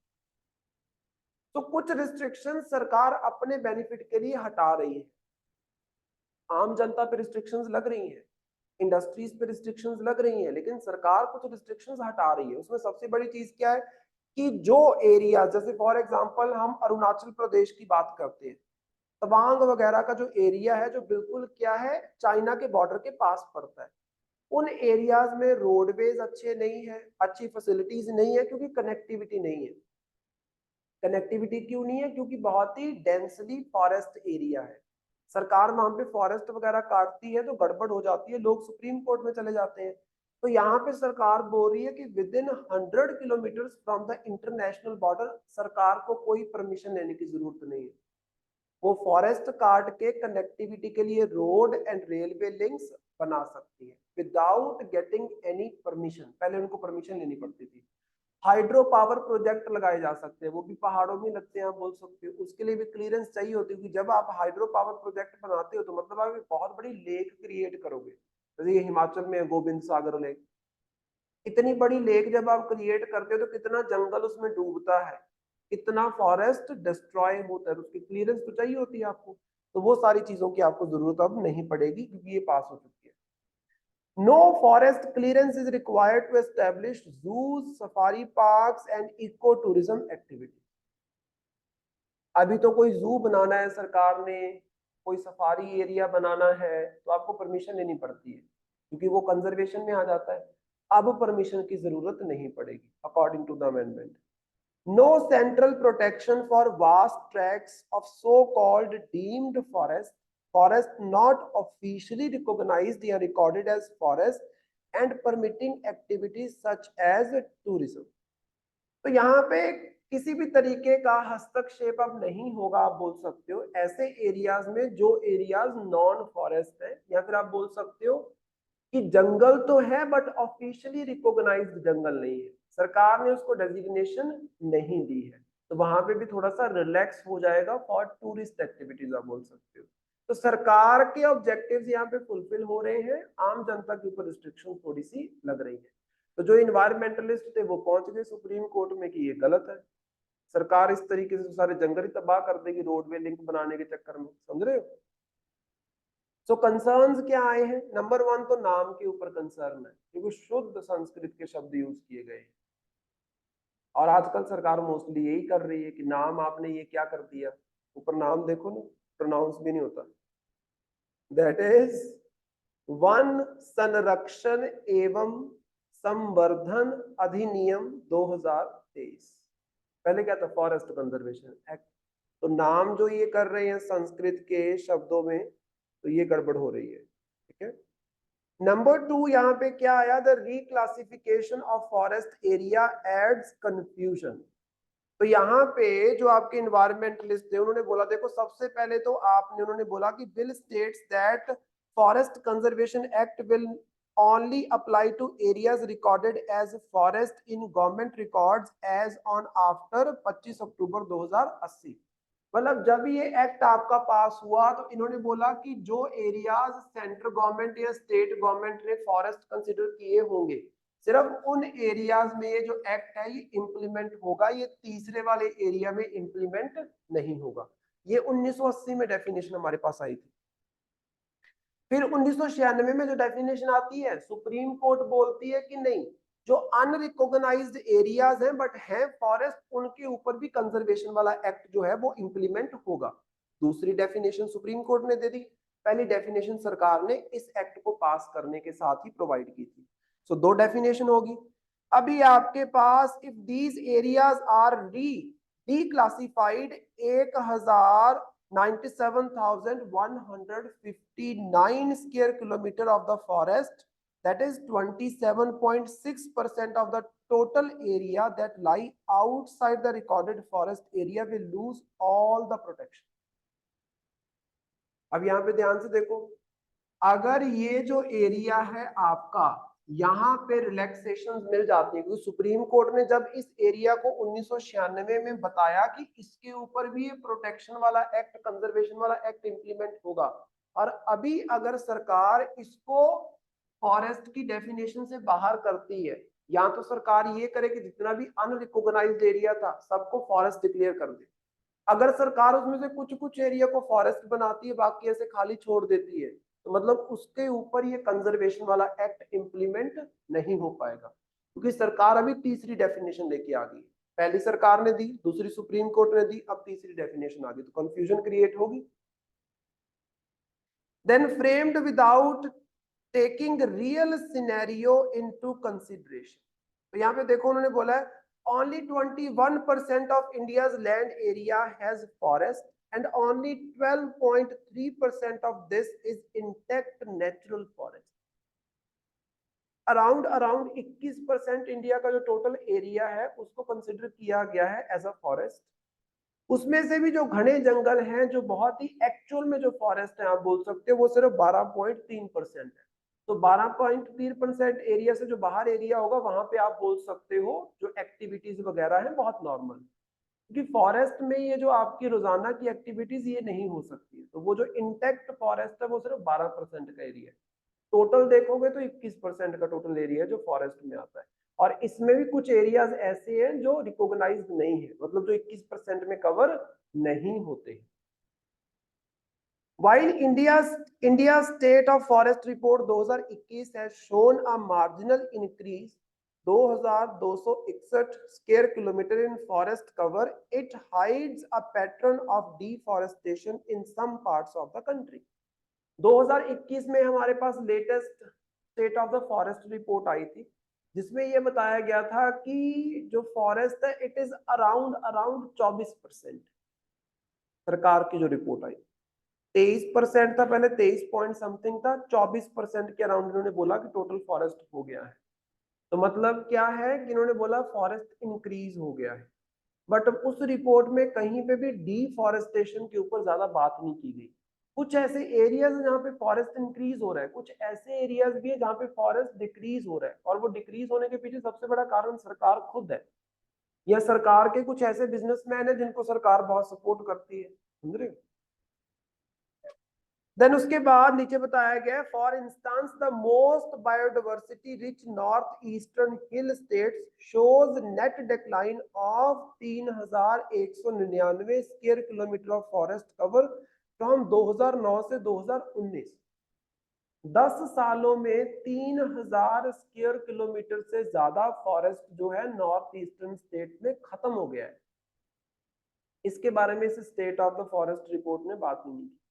Increase हुआ वो बात की आप बोल सकते हैं। Then उसके बाद देखो exemptions will remove the necessity of forest clearance. ऊपर मैंने आपको बताया सरकार को 100 किलोमीटर में कोई क्लियरेंस लेने की जरूरत नहीं पड़ेगी। The bill was referred to the joint committee. अच्छा, जब ये अमेंडमेंट के लिए बिल आया सुप्रीम कोर्ट में तो ज्वाइंट कमेटी मतलब लोकसभा एंड राज्यसभा दोनों की एक कॉमन कमेटी होती है। उस कमेटी में इस बिल को भेजा गया कि इस बिल में अगर आपको कोई भी गड़बड़ लगती है तो आप चेंजेस करके दोबारा से पार्लियामेंट में लेके आओ। उस कमेटी के अंदर देखो टोटल 31 मेंबर थे, जिसमें से 18 मेंबर जो थे वो एनडीए के थे, नेशनल डेमोक्रेटिक अलायंस के थे, बीजेपी की जिनकी सरकार चल रही है उनके मेंबर थे आप बोल सकते। 31 में से 18 मतलब मेजॉरिटी मेंबर्स इनके हैं, जिसकी वजह से इस ज्वाइंट कमेटी ने क्या बोला कि जैसा बिल प्रेजेंट किया है गवर्नमेंट ने वैसे का वैसा सही है, हम सीधा ऐसे प्रपोज करते। अदरवाइज जब कभी भी पार्लियामेंट के अंदर कोई बिल आता है ना, तो पार्लियामेंट के किसी भी सदन में आए, लोकसभा में आए, राज्यसभा में आए, वो एक स्पेशल कमेटी के पास बिल को भेजते हैं। स्पेशल कमेटी में जैसे यहाँ पे 31 मेंबर है, इन 31 मेंबर का काम क्या होगा, उस बिल में जो भी तोड़ मरोड़ करनी है करके फिर लेके आओ सदन में वापस। इस कमेटी ने कोई तोड़ मरोड़ नहीं की, तो मतलब इतना ही परफेक्ट बिल था आपका। क्योंकि ऐसा क्यों नहीं किया, क्योंकि सरकार के मेजॉरिटी बंदे इसमें बैठे हुए थे, सरकार मतलब रूलिंग पार्टी, तो उन्होंने कोई चेंज ही नहीं किया, वैसे का वैसा बिल उठा के पार्लियामेंट में प्रेजेंट कर दिया, मेजॉरिटी उनकी पार्लियामेंट में है, पास कर दिया काम। तो वो बोलते ये सही तरीका नहीं है एक अमेंडमेंट बिल को पास करने का। अब इससे तो फॉरेस्ट के ऊपर एक बहुत बड़ा खतरा हो सकता है, सरकार बहुत सारे प्रोजेक्ट अब अपने लगाने स्टार्ट कर देगी। देन गवर्नमेंट्स इंटेंशन, इसको जस्ट रीड कर सकते हो आप, इसमें कुछ बेसिक चीजें जो हमने कई बार डिस्कस की हैं, जैसे for example this is a rare opportunity for India to correct 27-year-old policy logjam. तो सरकार बोलती है कि बहुत लंबा समय हो गया है फॉरेस्ट की एक्चुअल डेफिनेशन हमारे सामने आई हो, 1996 में आई थी राउंड आप बोल सकते हो, 23 में ही आया, 27 साल हो गए, 27 साल हो चुके हैं डेफिनेशन जो लास्ट टाइम आई थी, तो उसको रिवाइज करने की जरूरत है। Then the changes are necessary considering the dynamic changes in the ecological, strategic and economic aspirations of the country. जिस तरीके से भारत बदल रहा है, चेंजेस हो रहे हैं, जिस तरीके की नीड्स हमारी चेंज हो रही है, तो ऑटोमेटिकली आपको फॉरेस्ट की डेफिनेशन में भी चेंज करना चाहिए। Then amendments will support the country's objective to increase the forest and tree cover। सरकार का ये बोलना है कि अगर ये नई डेफिनेशन को हम इंप्लीमेंट करते हैं तो हमारा फॉरेस्ट कवर और इंक्रीज होगा। हमारा एक्चुअली टारगेट क्या है कि टोटल जितनी हमारी जमीन है उसका 1/3 हमारा फॉरेस्ट, तो 33% हमें फॉरेस्ट चाहिए। अभी कितना है, 21 से 23-24% के बीच में। कोई 21% बोलता है, कोई 23 बोलता है, कोई 24 बोलता है, क्योंकि फॉरेस्ट आप कैसे रिकॉर्ड कर रहे हो डिपेंड्स ना। अगर आप किसी ऐसे एरिया को भी रिकॉर्ड कर रहे हो जैसे शहर के अंदर है, जैसे फॉर एग्जांपल चंडीगढ़ के अंदर, अगर आप इसको भी फॉरेस्ट मान रहे हो तो आपका एरिया बढ़ जाएगा। अगर इसको फॉरेस्ट नहीं मान रहे हो तो आपका एरिया कम हो जाएगा। तो इतना सिंपल है, आप बोल सकते हो। तो यहाँ पे ये बोल रहे हैं कि फॉरेस्ट एरिया बढ़ाना है तो नई डेफिनेशन इंप्लीमेंट करोगे तो फॉरेस्ट एरिया बढ़ेगा, मतलब कंजर्वेशन बेहतर होगी। सरकार ऐसा बोल रही है। Help the country to achieve net zero emission by 2070 and maintain or enhance the forest carbon stock। हम 2070 तक कार्बन न्यूट्रल होना चाहते हैं, मतलब जितना हम कार्बन एमिट करें एनवायरनमेंट में उतना ही हम पेड़ पौधे लगा के उसको एनवायरनमेंट से बाहर निकाल।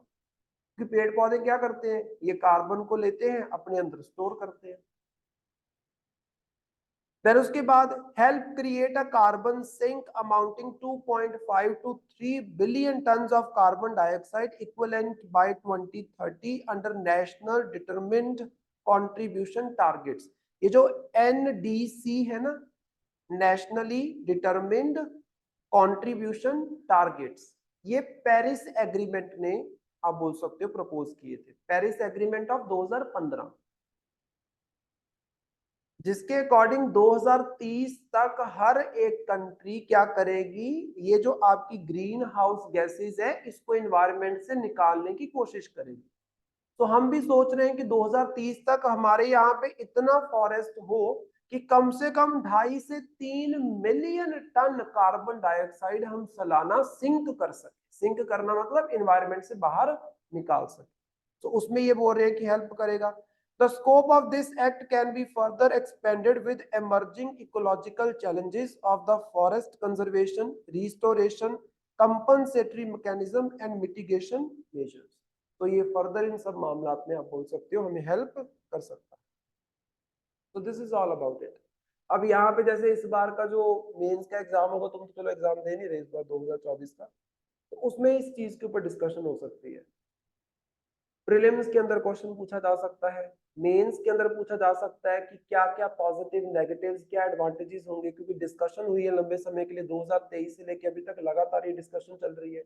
उस टाइम पे हमने इसलिए नहीं डिस्कस किया था क्योंकि मुझे ये था कि इसके ऊपर मुद्दा चल रहा है, इसको खत्म होने दो, फिर देखते हैं क्या निपटता है। तो जो आखिर में निपटेगा वही हमारे लिए इंपॉर्टेंट है, पहले तो कुछ मर्जी बोलते रहे, राइट। तो ये थोड़ा सा इंपॉर्टेंट हो जाता है इस वजह से। अब यहाँ पे देखो, प्रीवियस ईयर क्वेश्चंस में 2019 में क्वेश्चन पूछा गया था प्रीलिम्स के अंदर।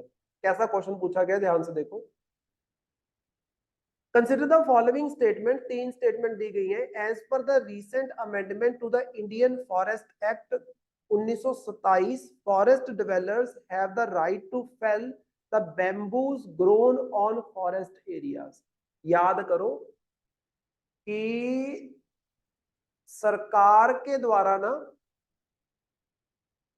बैम्बू जो है इसको ट्री कंसिडर किया गया था, अगर आपको याद हो तो।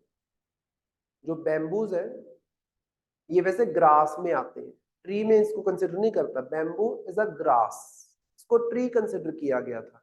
तो वहां पे फॉरेस्ट राइट्स एक्ट में चेंज किया गया था 2019 में। और प्रीलिम्स में देखो कैसे क्वेश्चन पूछा कि ये जो अमेंडमेंट की है, क्या इसके अंदर जो बैम्बूज ग्रो किए जाते हैं, आप बोल सकते हो फॉरेस्ट के अंदर ग्रो होते हैं, क्या उसको काटा जा सकता है? तो बिल्कुल भी नहीं काटा जा सकता। देन उसके बाद as per the scheduled tribes and other traditional forest developers recognization of forest rights act 2006, bamboo is a minor forest produce. According to this act 2006 का एक्ट, बैम्बू एक माइनर फॉरेस्ट प्रोड्यूस है। Forest produce मतलब ऐसी items जो forest के अंदर उगती हैं जिसको आप वहां से कलेक्ट करके बेच सकते हो। ये बिल्कुल सही है, ऐसा ही है। ये माइनर फॉरेस्ट प्रोड्यूस है, मतलब फॉरेस्ट की प्रोडक्शन है। फॉरेस्ट में मेडिसिनल प्लांट्स होते हैं, फॉरेस्ट में ये बैम्बू ट्रीज होते हैं, फॉरेस्ट में बहुत कुछ होता है। जो वहां पे रहने वाली ट्राइब्स हैं वो क्या करती है, गैदरिंग करती है, इन सब आइटम्स को इकट्ठा करती हैं और बाहर आके मार्केट में बेचती है। ठीक है। Number three, the Scheduled Tribes and Other Traditional Forest Dweller Recognition Forest Act 2006 allows ownership of the minor forest produce to the forest dwellers. बिल्कुल सही है।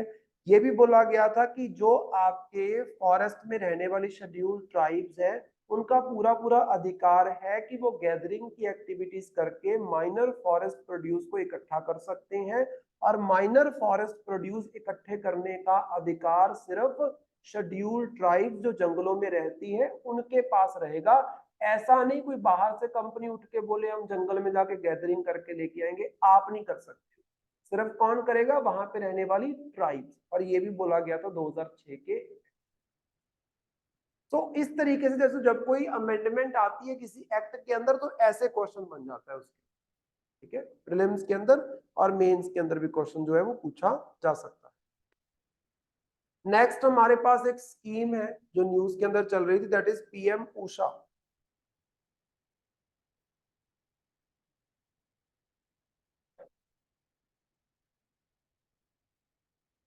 तो पीएम उषा की अगर हम बात करते हैं, फुल फॉर्म देखो सबसे पहले, दैट इज प्रधानमंत्री उच्चतर शिक्षा अभियान। मतलब उच्चतर शिक्षा मतलब यूनिवर्सिटी लेवल पे जो एजुकेशन चलती है, simple. 6 universities in Uttar Pradesh have each been awarded 100 crore in funding under PM Usha scheme aimed at developing these institutions as multidisciplinary education research universities, that is called as MERU. तो यहाँ पे बोला जा रहा है, देखो ये जो स्कीम है ना, ये स्कीम का मेजर पर्पस क्या था कि यूनिवर्सिटीज को आपने ग्रांट्स प्रोवाइड कर, जिससे क्या होगा, यूनिवर्सिटी अलग अलग डिसिप्लिन में क्या कर सकती है, रिसर्च कर सकती है। तो रिसेंटली आप बोल सकते हो 6 यूनिवर्सिटीज को 600 करोड़ रुपया सरकार के द्वारा दिया गया, सेंट्रल सरकार के द्वारा, यूपी की 6 यूनिवर्सिटीज।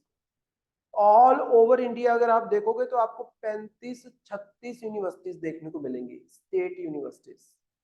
उन सब 35-36 स्टेट यूनिवर्सिटीज को सपोर्ट करने के लिए सरकार इस स्कीम को लेके आई थी, वहां पे फंडिंग करने के लिए, हायर एजुकेशन में रिसर्च को बढ़ाने के लिए आप बोल सकते हो। So that was the basic objective of this scheme. Then the funding aims to upgrade laboratories, modernize classrooms, foster innovation hubs, promote interdisciplinary research, thereby improving the quality of higher education and making it more inclusive for women, minorities, SCs, STs, OBCs and specially abled persons। तो मतलब क्या है, आप क्या करना चाहते हो, ये पैसा लगा के रिसर्च इंप्रूव करना चाहते हो, यूनिवर्सिटी का क्लासरूम इंफ्रास्ट्रक्चर अच्छा करना चाहते हो, जो लैब्स बनी हुई है उसको बेहतर करना चाहते हो, इंटरडिसिप्लिनरी, जैसे for example physics department, chemistry department, math department, biotechnology department, सारे मिलके कुछ रिसर्च कर रहे हैं, दैट काइंड ऑफ। क्योंकि किसी भी रिसर्च में कोई एक सब्जेक्ट नहीं होता है, देयर आर मल्टीपल सब्जेक्ट। जैसे फॉर एग्जांपल आपने हिस्ट्री की खोज करनी है, अकेली किताबों से हिस्ट्री की खोज हो जाएगी नहीं, आपको केमिस्ट्री भी चाहिए, आपको फिजिक्स भी चाहिए, आपको मैथ्स भी चाहिए, calculations are there, astronomy is there, then archaeology is there, आप बोल सकते हो, सब करना पड़ता है ना, दैट काइंड ऑफ रिसर्च। क्योंकि वही एक्चुअल में रिसर्च होती है, क्योंकि कोई भी सब्जेक्ट अकेला नहीं एग्जिस्ट करता है, हर एक सब्जेक्ट में आप बोल सकते हो बहुत सारे अलग अलग सब्जेक्ट से सपोर्ट आती है। कोई भी सब्जेक्ट हो, बिना ज्योग्राफी के हिस्ट्री समझ आता है नहीं, बिना हिस्ट्री के पॉलिटी समझ आता है नहीं, तो ऐसे इंटर रिलेटेड होते हैं आप बोल सकते हो। तो इसके अलावा women, minorities, SC ST OBCs और स्पेशली एबल्ड जो पर्सन है, इनको यहाँ पे आप बोल सकते हो एक बेहतर फैसिलिटी जो है यूनिवर्सिटीज में प्रोवाइड वो करवाना चाहते हैं। जैसे अदरवाइज आप यूनिवर्सिटी वगैरह में जाओ ना, आज के टाइम पे जितनी मैंने देखी है, कहीं पे भी लिफ्ट वगैरह ये लगा नहीं हुआ, लिफ्ट वगैरह का सिस्टम आपको यूनिवर्सिटी में देखने को नहीं मिलेगा, और बहुत ही rare of the rare universities है जहाँ पे आपको रैंप देखने को मिलते हैं, नहीं तो सीढ़ियां ही चढ़नी पड़ती हैं। अब जो बंदा डिसेबल्ड है वो कैसे चढ़ेगा, तो मतलब वो पढ़ नहीं सकता यूनिवर्सिटी में जाकर, सीधा मुद्दा तो ये हुआ ना। SC ST OBC के लिए अगर वहां पे फीस की माफी नहीं है या कुछ ये नहीं है, तो वो भी यूनिवर्सिटी में जाके नहीं पढ़ पाएंगे, आप बोल सकते हो। ये चीजें हो जाती है वो जो इस फंडिंग से आप प्रोवाइड करना चाहते हो। The initiative reflect a significant investment in India's educational infrastructure, aiming to elevate the nation's knowledge landscape and ensuring the higher education opportunities for socially disadvantaged communities. तो अच्छा करना चाहते हैं हमारा यहाँ का environment, जिससे क्या है सोशली डिसएडवांटेज कम्युनिटीज जो है आपकी, उनको अच्छी एजुकेशन प्रोवाइड की जा सके, अच्छा वो पढ़ सके, पढ़ के नौकरियां कर सके, कमाई कर सके, जो कि समाज के अंदर उनका स्टेटस जो है वो सुधारा जा सके, सिंपल।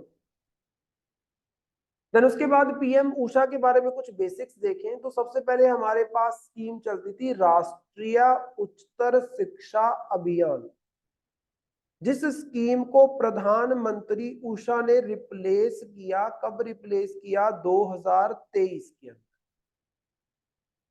पहले हमारे पास PURUSA, रूसा बोल लो या कुछ मर्जी बोल लो, दैट इज राष्ट्रीय उच्चतर शिक्षा अभियान। ये स्कीम ऑलरेडी चल रही थी, और ये स्कीम मनमोहन सिंह की सरकार लेके आई थी। स्कीम किसके द्वारा लाई गई थी, मनमोहन सिंह की सरकार के द्वारा।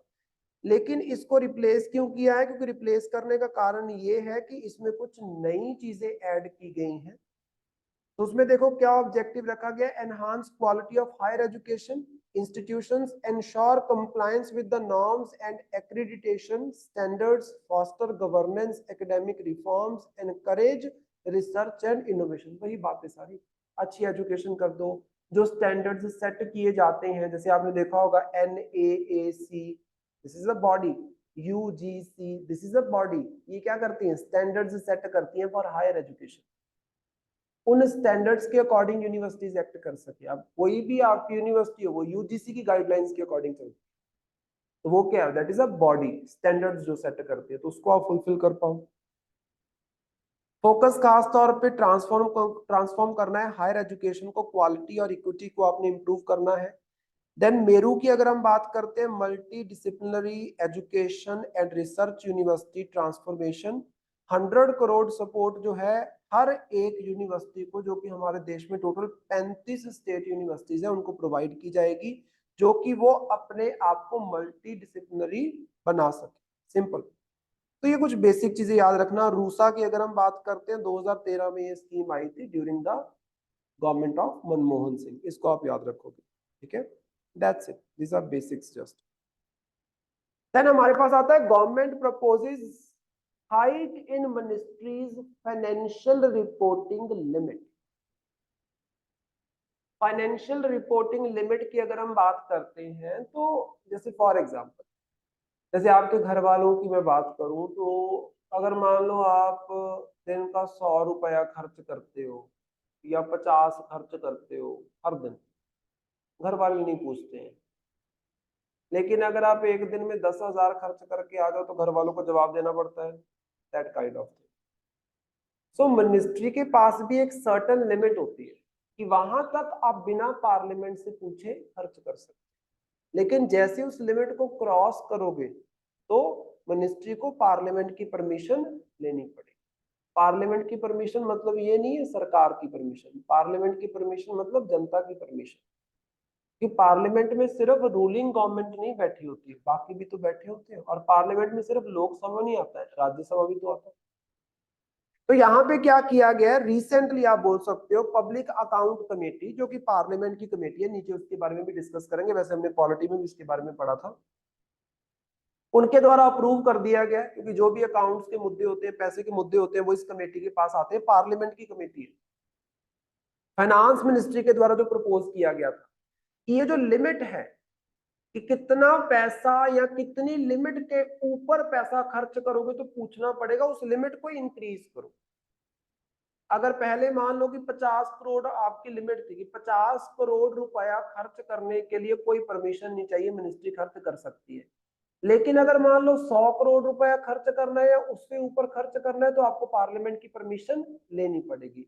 तो फाइनेंस मिनिस्ट्री ने प्रपोज किया था कि सबके लिए सेम लिमिट तो नहीं हो सकती है, लेकिन फाइनेंस मिनिस्ट्री बोलती कि 50 करोड़ से लेके 100 करोड़ के बीच में आप लिमिट रख सकते हो।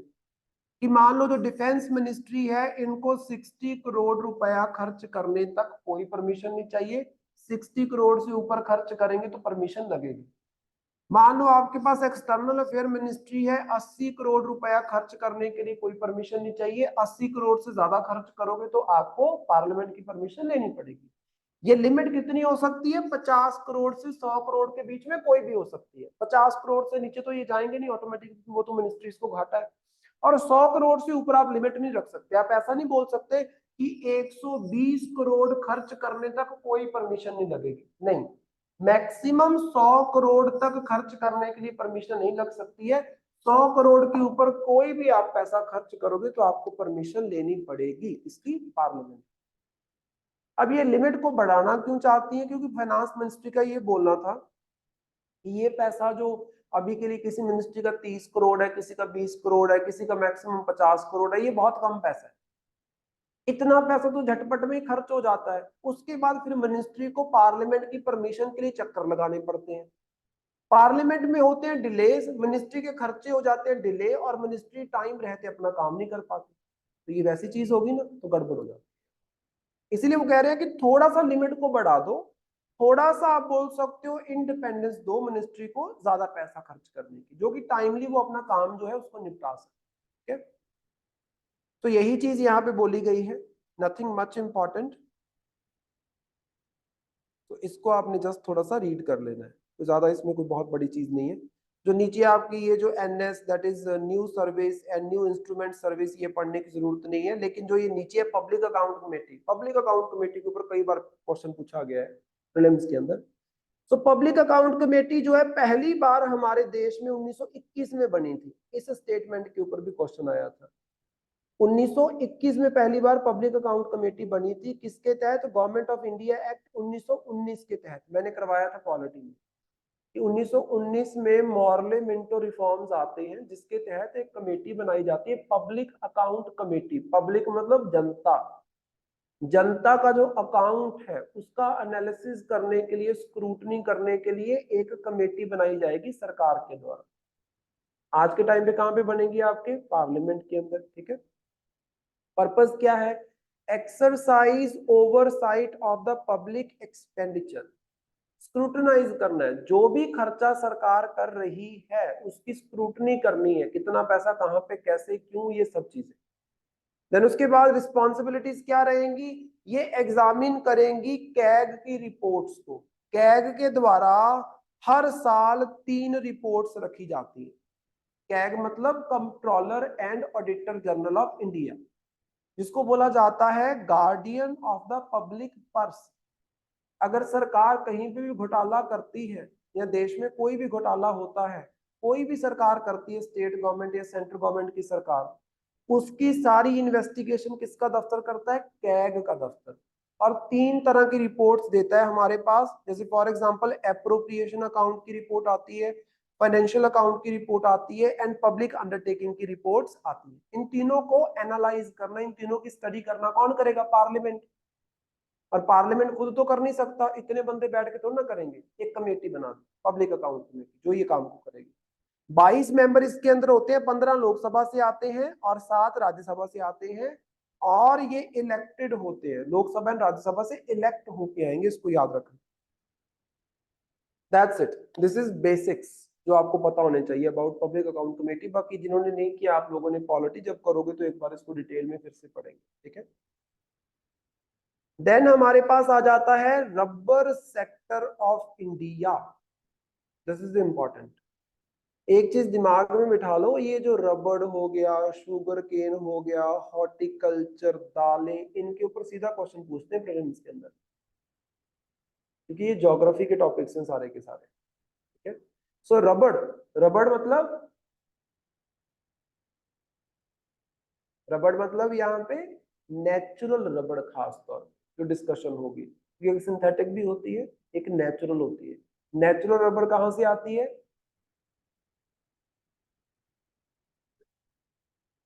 ट्रीज से। बहुत तरीके के ट्रीज होते हैं, there are many varieties of tropical trees, जिसके लेटेक्स से आप बोल सकते हो रबड़ को निकाला जाए। लेटेक्स मतलब जैसे फॉर एग्जांपल कई कई प्लांट्स होते हैं, उसका ऐसे पत्ता तोड़ते हैं, बीच में से व्हाइट सा मटेरियल निकलता है, दैट इज लेटेक्स। लेटेक्स वो जो मटेरियल, जैसे कोई भी ये बाहर जितने भी किसी को तोड़ के देख रहा है, बीच में लिक्विड सा निकलेगा, या उसका जो तना होता है ना, जो ट्रंक होता है, उस पे कुल्हाड़ी मार के देखना, वहां से एक मटेरियल निकलना ही लगेगा, आप बोल सकते, दैट इज लेटेक्स। उस लेटेक्स के अंदर रबड़ प्रेजेंट होती है। उस लेटेक्स के अंदर रबड़ प्रेजेंट होती है। अगर आप कभी ऑनलाइन फोटोज वगैरह देखो, मैं आपको भेजता हूँ, ग्रुप में देखना कैसे रबड़ ट्री से रबड़ निकालते हैं, क्योंकि मोस्टली दिमाग में कुछ और ही चल रहा होता है बच्चों को, मैंने देखा है, उनको लगता है कहीं पेड़ के अंदर रबड़ उग रही होती है। और क्या, हाँ कट्स लगाते हैं और वहां से निकलते हैं।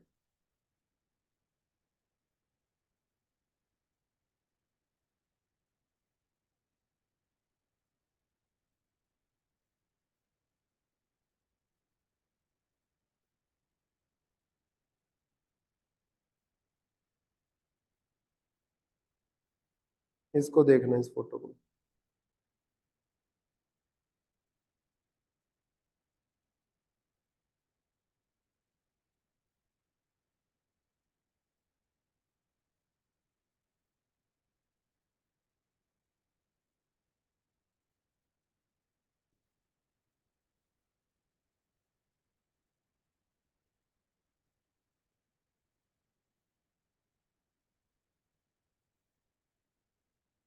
ऐसी कुछ चीज आपको देखने को मिलेगी। अब देखो, समझ रहे हो? इस तरीके से कट लगाया जाता है, नीचे कंटेनर्स रखे जाते हैं, इसमें लेटेक्स जो होता है वो इकट्ठा किया जाता है, फिर उसको प्रोसेस करके उसमें से रबड़ निकाली जाती है। ऐसे बनती है जो नेचुरल रबर होती है आप, ठीक है। और जो इंडिया है, इंडिया में अच्छा खासा आपको नेचुरल रबर जो है वो देखने को मिलेगा, क्योंकि इंडिया चौथे नंबर पे आता है जब प्रोडक्शन की बात करते हैं। फोर्थ नंबर पे इंडिया आपको देखने को मिलेगा। केरला, तमिलनाडु, कर्नाटका, इन एरियाज में बड़ा रबड़ की आपको खेती जो है, रबड़ प्लांट की खेती आपको देखने को मिलेगी, ठीक है। वैसे बहुत सारे ट्रॉपिकल प्लांट्स हैं जिससे रबड़ निकाली जा सकती है, but there are certain varieties जहां से थोड़ा सा ज्यादा निकलता है आपको लेटेक्स।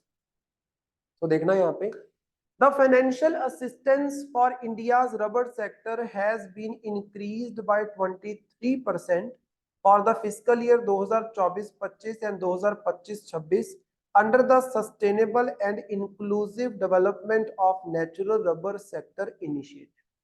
तो सरकार के द्वारा इस बार के, आप बोल सकते हो, बजट के अंदर भी इसकी डिस्कशन की गई थी about the rubber sector. Economic survey में भी आपको डिस्कशन देखने को मिलेगी, हर बार ही होती है डिस्कशन, आप बोल सकते हो। तो यहाँ पे sustainable and inclusive development of natural rubber sector initiative लिया गया, जिसके तहत क्या है, 23% पैसा जो है वो बढ़ा दिया गया, असिस्टेंस जो है, जो हेल्प जो है इस सेक्टर को, वो बढ़ा दी गई। तो मतलब सरकार अब फोकस कर रही है रबर सेक्टर के ऊपर, simple. This enhancement aims to support various facets of the rubber industry, including expansion of the rubber planting in traditional and non-traditional areas, improvement of rubber production quality, empowerment of the rubber growers through the formation of 250 rubber producers societies in the next 2 years. जैसे farmer producing societies होती हैं, वैसे rubber producers societies, मतलब जो rubber की खेती करते हैं उन फार्मर्स के ग्रुप बनाए जाएंगे, ऑफिशियली रिकॉग्नाइज्ड होंगे, सरकार के द्वारा उनको फैसिलिटीज प्रोवाइड की जाएंगी, सरकार से वो लोन ले सकते हैं अपनी खेती के लिए, कलेक्टिवली, एक साथ मिलकर, ठीक है। नीचे आपके पास कुछ इंपॉर्टेंट इंफॉर्मेशन दी गई है, जैसे नेचुरल रबर की अगर हम बात करते हैं, so it is a polymer of isoprene. Isoprene का पॉलीमर होता है an organic compound and obtained from the latex of number of tropical trees of which para rubber tree, जिसका आप साइंटिफिक नेम भी देख सकते हो, that is Hevea brasiliensis, is the most important. वैसे इसको बोल देते हैं पैरा रबर ट्री, जहां पे सबसे ज्यादा आपको लेटेक्स मिलता है और जिसमें सबसे ज्यादा हम लोग इंडिया में रबर निकालते हैं। That is important. एज की अगर हम बात करें तो अप्रोक्सीमेटली 32 साल लगते हैं एक रबर ट्री को तैयार होने के लिए, जिससे फाइनली आप बोल सकते हो आप रबड़ को निकाल सकते हो। इस तरीके से 32 साल की प्लांटेशन आपने लगाया, 32 साल तक ये ट्री आपको देखने को मिलेगा। 32 सालों के बाद आप रिप्लेस करके नए ट्रीज लगाओ। तो that is the life of a tree, of a rubber tree आप बोल सकते हो। सॉइल इसको वेल ड्रेन्ड सॉइल चाहिए, ये सारी टाइप्स हम पढ़ेंगे। जैसे उन्होंने बोला कि लेटराइटिक सॉइल चाहिए, लेटराइट सॉइल चाहिए, एलुवियल सॉइल में भी हो जाता है, सेडिमेंट्री जो टाइप ऑफ सॉइल है उसमें भी, मतलब थोड़ी सी दानेदार सी सॉइल चाहिए, पोरस सॉइल चाहिए, सिंपल मतलब है। लेटराइट का मतलब ही यही होता है। लेटराइट में भी क्या होता है, ज्यादा बारिश होने की वजह से most of the material leach out हो जाता है और दानेदार सी सॉइल पीछे आपके पास बचती है। लेटेराइट सॉइल के अंदर ही आपको ये चाय और कॉफी इसकी खेती भी देखने को मिलती है। प्रेसिपिटेशन एंड टेम्परेचर की बात करें तो एटलीस्ट साल में 100 रेनी डेज चाहिए, मतलब 365 दिनों में से 100 दिन बारिश होनी चाहिए और टेम्परेचर अच्छा खासा चाहिए 20 से 34 डिग्री। तभी मैंने आपको क्या बोला, केरला, कर्नाटका, तमिलनाडु, क्योंकि यहाँ पे गर्मी पूरा साल रहती है। यहाँ पे हमारे जितनी ठंड नहीं पड़ती। क्या नॉर्थ इंडिया में रबड़ उगेगा? नहीं, तो टेम्परेचर रिक्वायरमेंट ज्यादा है। तो खुद समझ, अगर टेम्परेचर याद है खुद समझो, अगर कोई बोल दे हिमाचल प्रदेश में रबड़ की खेती सबसे ज्यादा होती है, कैसे हो सकती है जब सर्दियों में इतना टेम्परेचर डाउन चला जाता है, 4-4, 5-5 डिग्री सिर्फ रह जाता है, कई बार तो 0 डिग्री पे भी पहुंच जाता है कुछ एरिया में, कईयों में जहाँ पे बर्फ पड़ती है और भी नीचे आप बोल सकते हो, वहां पे रबड़ की प्लांटेशन नहीं हो सकती। इसको ऑन एन एवरेज साल में 20 से 34 डिग्री सेल्सियस टेम्परेचर जो है वो चाहिए होता है। और ये temperatures are very much important, rainy days are very much important. सीधा क्वेश्चन पूछते हैं कॉटन के ऊपर, राइस के ऊपर कई बार क्वेश्चन पूछा गया है, वीट के ऊपर भी पूछा गया था कि कैसा वेदर कंडीशंस चाहिए होती है, वो स्टेटमेंट बना के दे देते हैं, तो आपको पता होना चाहिए। देन उसके बाद conditions are humidity of around 80%, मतलब अच्छा खासा नमी होना चाहिए हवा में, 2000 आवर्स ऑफ सनलाइट, 2000 घंटे कम से कम सूरज की रोशनी इनके ऊपर पड़नी चाहिए। एब्सेंस ऑफ स्ट्रॉन्ग विंड्स, ज्यादा हवाएं वगैरह नहीं चलनी, ना हनेरियां वगैरह नहीं आनी चाहिए, अगर वो आएंगी तो फिर गड़बड़ हो जाएगी आप बोल सकते, टूट जाते हैं तो क्योंकि थोड़ा सा सॉफ्ट होते हैं बोल सकते। यूजेस की अगर हम बात करते हैं, natural rubber is preferred over synthetic rubber due to its high tensile strength and vibration damping properties along with tear resistance. अगर आप बात करो ना, रबर का इस्तेमाल तो वही है, सिंथेटिक रबर के साथ अगर आप कंपेयर करोगे इसकी क्वालिटी ज्यादा अच्छी होती है, ऐसे ऐसे करते रहो जल्दी टूटती नहीं। हाँ, टेंसाइल स्ट्रेंथ आप बोल सकते हो, जो सिंथेटिक होती है वो टूट जाती 2-4 बार ऐसे करोगे। गाड़ियों के साइड में जैसे शॉक अब्जॉर्बर की तरह रबर यूज की जाती है आप बोल सकते हो, नीचे जो आपके पास वो बनाए होते हैं स्प्रिंग टाइप्स, उसमें रबर इस्तेमाल की जाती है, हर जगह पे रबर लगती है आप बोल सकते हो। प्लास्टिक भी यूज होती है, रबर भी यूज होती है, क्योंकि वो जो शॉक अब्जॉर्बर है आपका वो कौन है? रबर है।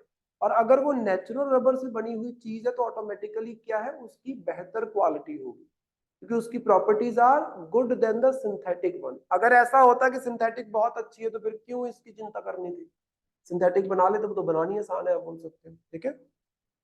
देन इसके अलावा वर्ल्ड की जो लार्जेस्ट या मेजर प्रोड्यूसर है रबर के वो कौन है? थाईलैंड सबसे नंबर 1 पे है, फिर इंडोनेशिया है, फिर मलेशिया है, साथ साथ में लगते हैं, और फिर हमारे पास आ गया इंडिया। इंडिया में भी ज्यादातर रबर जो उगती है वो केरला में उगती है, 75% टोटल जो हम प्रोड्यूस करते हैं उसका, फिर तमिलनाडु है, फिर हमारे पास कर्नाटका है। और जब हम बात कर देते हैं कि नेचुरल रबर की, तो नेचुरल रबर में अगर आप देखो तो India is the 5th largest producer natural rubber की। वैसे ऊपर रबर की बात की है, नीचे नेचुरल रबर की बात की है। और सेकंड लार्जेस्ट कंज्यूमर, मतलब कंजम्पशन बहुत अच्छी है हमारी, अच्छी खासी कंजम्पशन है, प्रोडक्शन में हम 5वें नंबर पे, कंजम्पशन में हम उससे भी ऊपर आ जाते हैं, right. India currently meets 40% of its requirement through the import. अभी हमारे देश में करंटली रबर, नेचुरल रबर की जो डिमांड है उसका 60% तो हम इंडियन रबर से पूरा कर लेते हैं, 40% स्टिल आपको बाहर से मंगवाना पड़ता है। तो प्रोडक्शन को बढ़ाने की जरूरत है, जो कि बाहर से हमें ना मंगवाना पड़े। इसके अलावा 1955 के अंदर, दिस इज ऑल्सो इंपॉर्टेंट, ऐसी चीज के ऊपर भी क्वेश्चन पूछे गए कई बार, रबर बोर्ड ऑफ इंडिया बनाया जाता है 1955 में, जिसके हेडक्वार्टर आपको कोट्टायम केरला के अंदर देखने को मिलेंगे। देखो सिंपल है, सबसे ज्यादा रबर केरला में होती है। हमारे इंडिया में टोटल जितनी रबर होती है, जो उगती है नेचुरल रबर, उसमें से 75% इज इन केरला। तो उसके हेडक्वार्टर्स भी कहाँ पे होंगे? केरला के अंदर। कोट्टायम को याद रख लो, वैसे कोट्टायम के बारे में कोई पूछेगा नहीं, बट केरला आपको याद होना चाहिए। The board is under the ministry of commerce and industry. अब रबर का इस्तेमाल कहाँ पे होता है? इंडस्ट्री में होता है, तो मिनिस्ट्री कौन सी होगी? Ministry of commerce and industry. This is important, question पूछते हैं इसके ऊपर। देन उसके बाद is responsible for the development of rubber industry in India. और इसी के अंदर आप बोल सकते हो रबर रिसर्च इंस्टीट्यूट जो है, ये भी कोट्टायम के अंदर एस्टेब्लिश किया गया था, जो खास तौर पे रबर के रिलेटेड नई नई रिसर्च जो है ये हमें करके देता है। That is also very much important. ठीक है, उसके बाद हमारे पास एक जियोग्राफिकल लोकेशन आता है। Geographical locations are very much important, मैंने कई बार आपको बताया, क्योंकि इसके ऊपर भी भाई सीधा क्वेश्चन पूछते हैं। और इस बार तो रेड सी ने कमाल ही कर दी, पूरा साल ये न्यूज में रहा है, तो इसके ऊपर क्वेश्चन पूछने के चांसेस पूरे पूरे हो जाते हैं, है ना। रेड सी की ज्योग्राफी क्या है उसको देखो ध्यान से, that is very much important.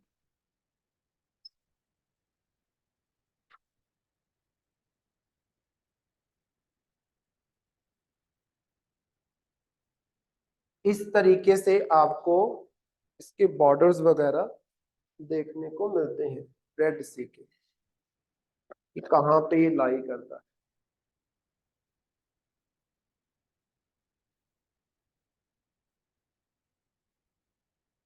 Like this.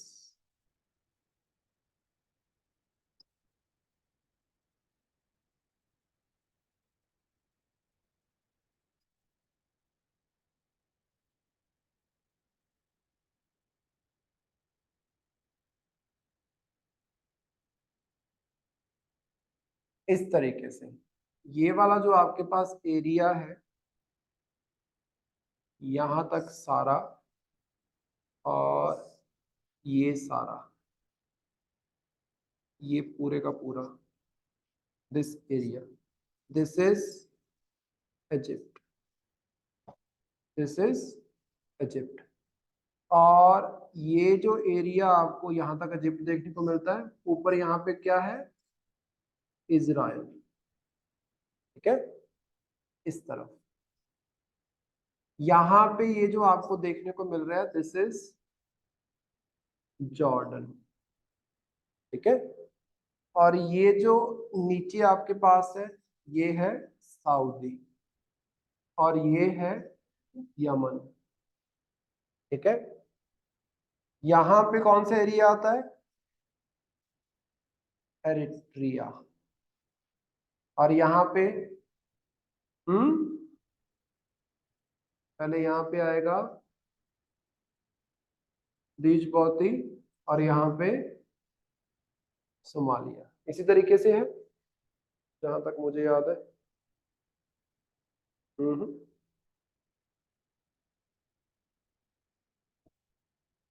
ऐसे है। ठीक है, सोमालिया जो है रेड सी के साथ सीधा नहीं लगता है, ये चीज को दिमाग में रखना, क्योंकि यही तो कुछ इंपॉर्टेंट चीजें होती हैं। सो हमारे पास इजराइल आ गया, जॉर्डन आ गया, सऊदी आ गया, यमन आ गया, इजिप्ट आ गया, सूडान। सूडान आपने मिस कर दिया बीच में, तभी मुझे लग रहा था यहाँ पे कुछ है जो मिसिंग है। हियर इज सूडान, यहाँ पे है एरिट्रिया। इस तरीके से सूडान आ गया, देन एरिट्रिया आ गया, देन उसके बाद हमारे पास दीजबौती आ गया। ठीक है, अब ये जो एरियाज है, दिस इज कॉल्ड एज, ये जो एरिया पूरे का पूरा, दिस एरिया जिसको मैं मार्क कर रहा हूं, this is called as gulf of Aqaba. Gulf of Aqaba वो एरिया है जहां से Jordan and Israel Red Sea के साथ कनेक्ट होते हैं। ये जो एरिया जिसको मैं यहाँ पे मार्क कर रहा हूं red, this is called as gulf of Suez, इसको बोलते हैं गल्फ ऑफ स्विज। और इसी गल्फ में से इन्होंने इधर ऐसे कैनाल बना रखी है अभी, आर्टिफिशियल कैनाल, जो बनी अराउंड 1858 में, जिसको बोलते हैं स्विज कैनाल। किसने बनाई? ब्रिटिशर्स ने। कहां से निकलती है? इजिप्ट में से। ये पूरा इजिप्ट है, यहां तक ये क्या है? पूरा इजिप्ट है आप, राइट। देन उसके बाद ये जो आपके पास एरिया मिल रहा है, this is called as strait. कौन सी स्ट्रेट? बाब अल मंदेब स्ट्रेट। बाब अल मंदेब स्ट्रेट, ठीक है। और एक आपके पास है ये वाला जो पूरा area, this area, it is called as gulf of Aden, ठीक है। These are the areas. तो अगर आपसे कोई पूछ लेता है यहाँ पे कि कितनी कंट्रीज है जो रेड सी के साथ बॉर्डर शेयर करती है, तो यहाँ पे देखो, नंबर 1 तो हो गया इजराइल, नंबर 2 हो गया जॉर्डन, नंबर 3 है सऊदी, नंबर 4 है यमन, नंबर 5 हो गया आपका दीजबौती, नंबर 6 हो गया आपका एरिट्रिया, नंबर 7 हो गया सूडान, नंबर 8 हो गया इजिप्ट। सोमालिया बॉर्डर शेयर करता है गल्फ ऑफ एडन के साथ। रेड सी को, रेड सी को गल्फ ऑफ एडन के साथ कनेक्ट करता है कौन? बाब अल मंदेब स्ट्रेट। इसको मैं रेड सी का पार्ट क्यों बता रहा हूं, उसका एक कारण है, क्योंकि ये स्ट्रेट्स किसी दूसरी बॉडी के साथ कनेक्ट नहीं होती है, ना तो ये नेचुरली कनेक्ट होती थी, ना वो कनेक्ट होती है। जो गल्फ ऑफ एडन है वो आगे कनेक्ट हो जाती है, बट इट डिपेंड्स। कई बार क्या होता है, सोमालिया को भी बॉर्डरिंग कंट्रीज में कंसिडर किया जाता है, कई बार ऐसा होता है। तभी आप कई बार पेपर में देखोगे कि ऐसी ऑप्शंस आपके पास आएंगे, आपको सोमालिया को कंसिडर करना ही पड़ता है, कि सोमालिया को आप कंसिडर करोगे ही करोगे कि ये रेड सी के साथ बॉर्डर शेयर करता है। बट नेचुरली अगर आप देखोगे तो एरिट्रिया एंड दीजबूती तक बॉर्डर शेयर हो रहा है, इसके बाद आपका रेड सी नहीं है, इसके बाद आपके पास गल्फ ऑफ एडन है। हाँ, अरेबियन सी का पार्ट है गल्फ ऑफ एडन, ना कि रेड सी का पार्ट है। तो आपके पास ये 8 कंट्रीज आपको देखने को मिलेंगी जो बॉर्डर शेयर करती है रेड सी के साथ। अब रेड सी में रिसेंटली क्या हुआ था, ये जो यमन के हूथीज थे, इनके द्वारा कॉन्फ्लिक्ट क्रिएट किया गया। क्यों? क्योंकि इजराइल के अंदर यहाँ पे बैठे हुए पैलेस्टीनियन लोग, यहाँ पे बैठे हुए पैलेस्टीनियन लोग, दिस इज गाजा स्ट्रिप, हमने पहले भी देखी थी, दिस इज वेस्ट बैंक, और यहाँ पे आपको वो भी देखने को मिलेगा, डेड सी, इधर ही देखने को मिलता है ऊपर की तरफ, ठीक है। तो ये जो एरिया में बैठे हुए पैलेस्टीनियन लोग हैं, इसके ऊपर इजराइल इजराइल जो है वो अटैक कर रहा था, और इजराइल को सपोर्ट कौन करती है? सारी वेस्टर्न कंट्रीज, यूके, यूएसए, ये सब सपोर्ट करती है। रशिया सपोर्ट नहीं करता है, इंडिया न्यूट्रल है आप बोल सकते हैं। तो इस एरिया में अगर किसी की भी शिप गुजर रही थी यहां से, ये क्या है आपका मेडिटेरेनियन सी, मेडिटेरेनियन सी से यहाँ शिप्स क्रॉस करती हैं ऐसे, और मोस्ट ऑफ द व्यापार जो है यूरोप, मेडिटेरेनियन सी के ऊपर क्या है? Europe, Europe to Asia, most of the व्यापार यहीं से होता है आप बोल सकते हैं।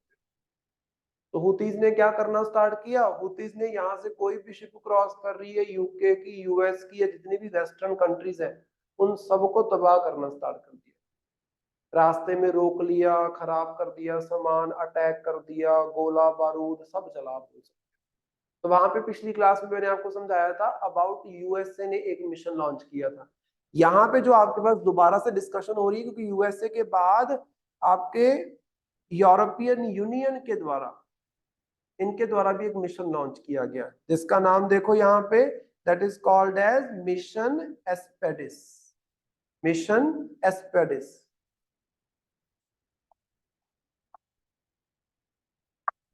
मिशन एस्पेडिस जो है ये लॉन्च किया गया by the European union.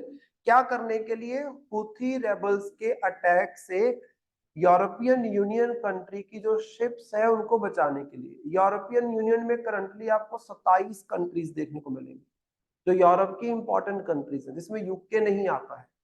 UK is not part of European union. पहले था, पहले 28 कंट्रीज थी, 2019 में यूके ने छोड़ दिया यूरोपियन यूनियन। अभी 27 कंट्रीज आपको देखिए, जिसमें फ्रांस, जर्मनी, ये सब आती हैं, बड़ी बड़ी कंट्रीज, जो क्या इसराइल को एक तरीके से सपोर्ट करती है, क्योंकि ये सारी कंट्रीज अल्टीमेटली यूएसए को सपोर्ट करती है और यूएसए सबसे बड़ा सपोर्टर है इसराइल का। तो ये जो हुतीज थे, ये पैलेस्टीनियन लोगों के साथ जो गड़बड़ हो रही थी, जो सिविलियंस के साथ उनके ऊपर अटैक हो रहे थे, उसको सपोर्ट कर रहे थे।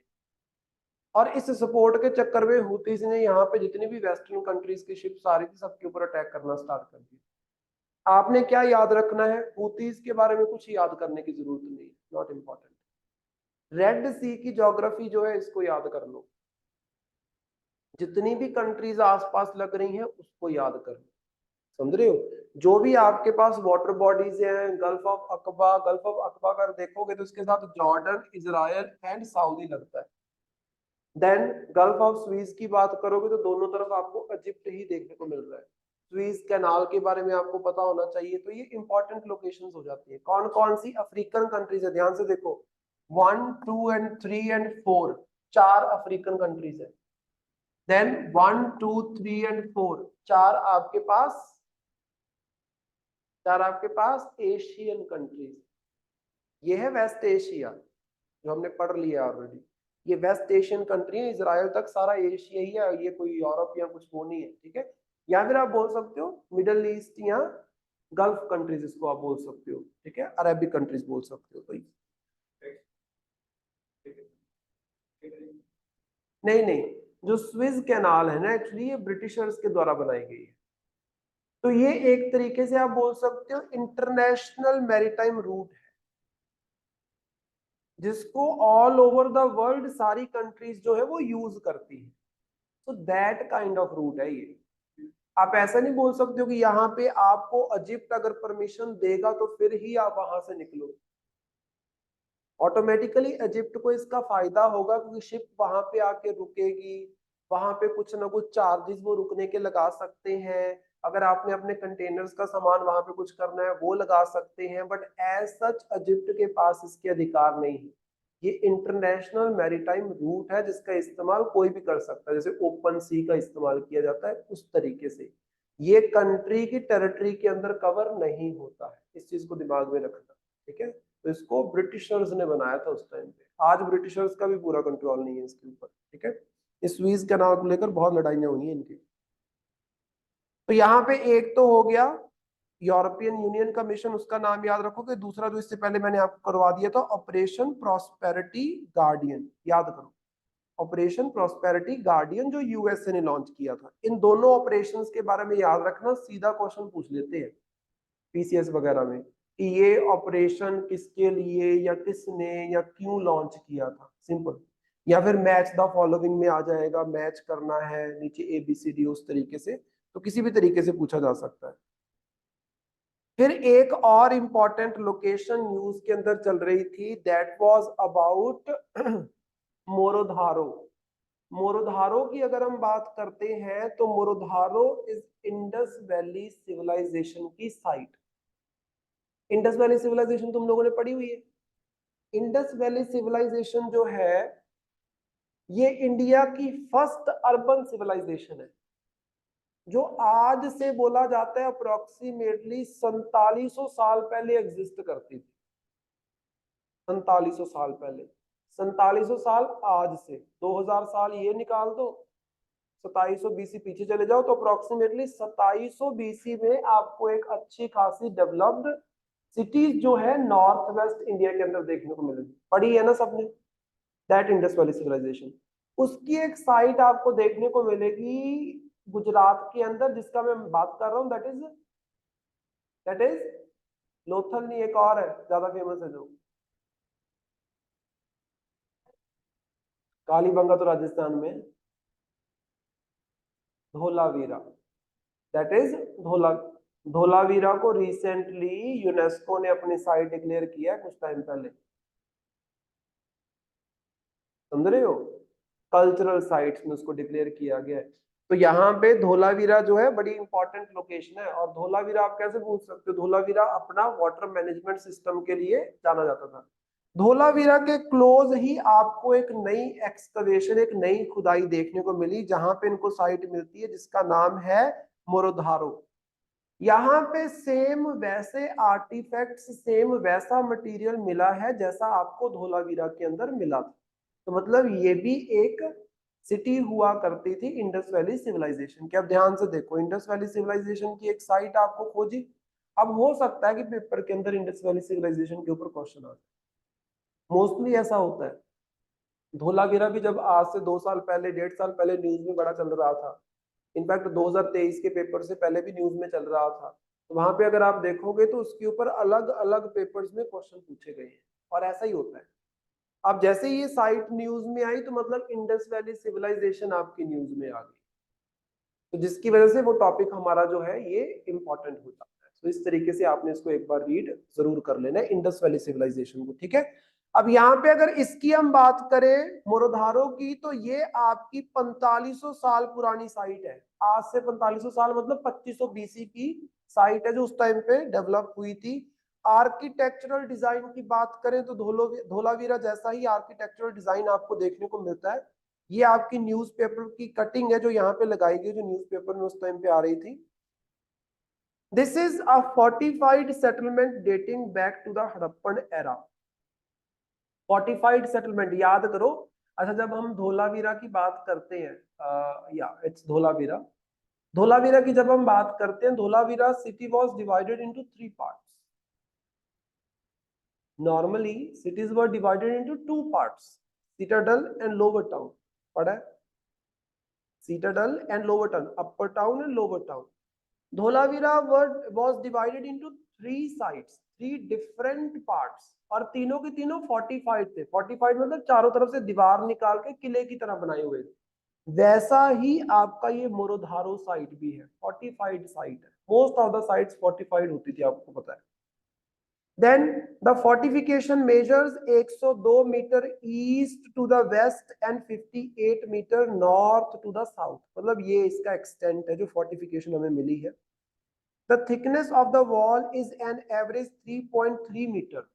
ध्यान से देखो, जो फोर्टिफिकेशन के लिए वॉल है 3.3 मीटर। मैं हाथ जितने मर्जी ऐसे कर लूं, 3.3 मीटर नहीं बन पाएगा। तो अप्रोक्सीमेटली वहां से लेके यहां तक, अप्रोक्सीमेटली ज्यादा ही होगा, इतनी मोटी दीवार, जिसका इस्तेमाल करके आप बोल सकते हो इसको चारों तरफ से फोर्टिफाई किया। इतनी मोटी दीवार, ठीक है। It has 10 into 10 meter platform on the southwest side and a well on the northeast side। तो यहाँ पे आपको एक प्लेटफॉर्म टाइप कुछ देखने को मिलेगा, 10 बाय 10 मीटर का प्लेटफॉर्म आप बोल सकते हो। एक प्लेटफॉर्म मतलब स्टेज टाइप समथिंग कोई चीज होगी। और एक आपको वेल, एक कुआं मिला है इसमें, है ना, जैसे मोस्ट ऑफ द साइट्स में मिला है। Burial claims which are mounds of stones to demarcate the boundary found। अब यहाँ पे जो बरियल साइट्स है, मतलब जहां पे किसी इंसान की बॉडी को दफनाया गया है, वहां पे कुछ आप बोल सकते हो इस तरीके से पत्थर रख के, जैसे मेगालिथिक कल्चर आपने पढ़ा होगा, मेगालिथिक। साउथ इंडिया में कुरनूल वगैरह में हमें साइट्स मिली हैं, जहां पे क्या करते थे कि बंदे को दफनाया और उसकी जो बरियल साइट है, जो ग्रेव है, उसको मार्क करने के लिए बड़े बड़े पत्थर रख देते थे। फिर उसकी ग्रेव साइट के अंदर एक होल रखते थे, उसको पोर्ट होल बोलते हैं।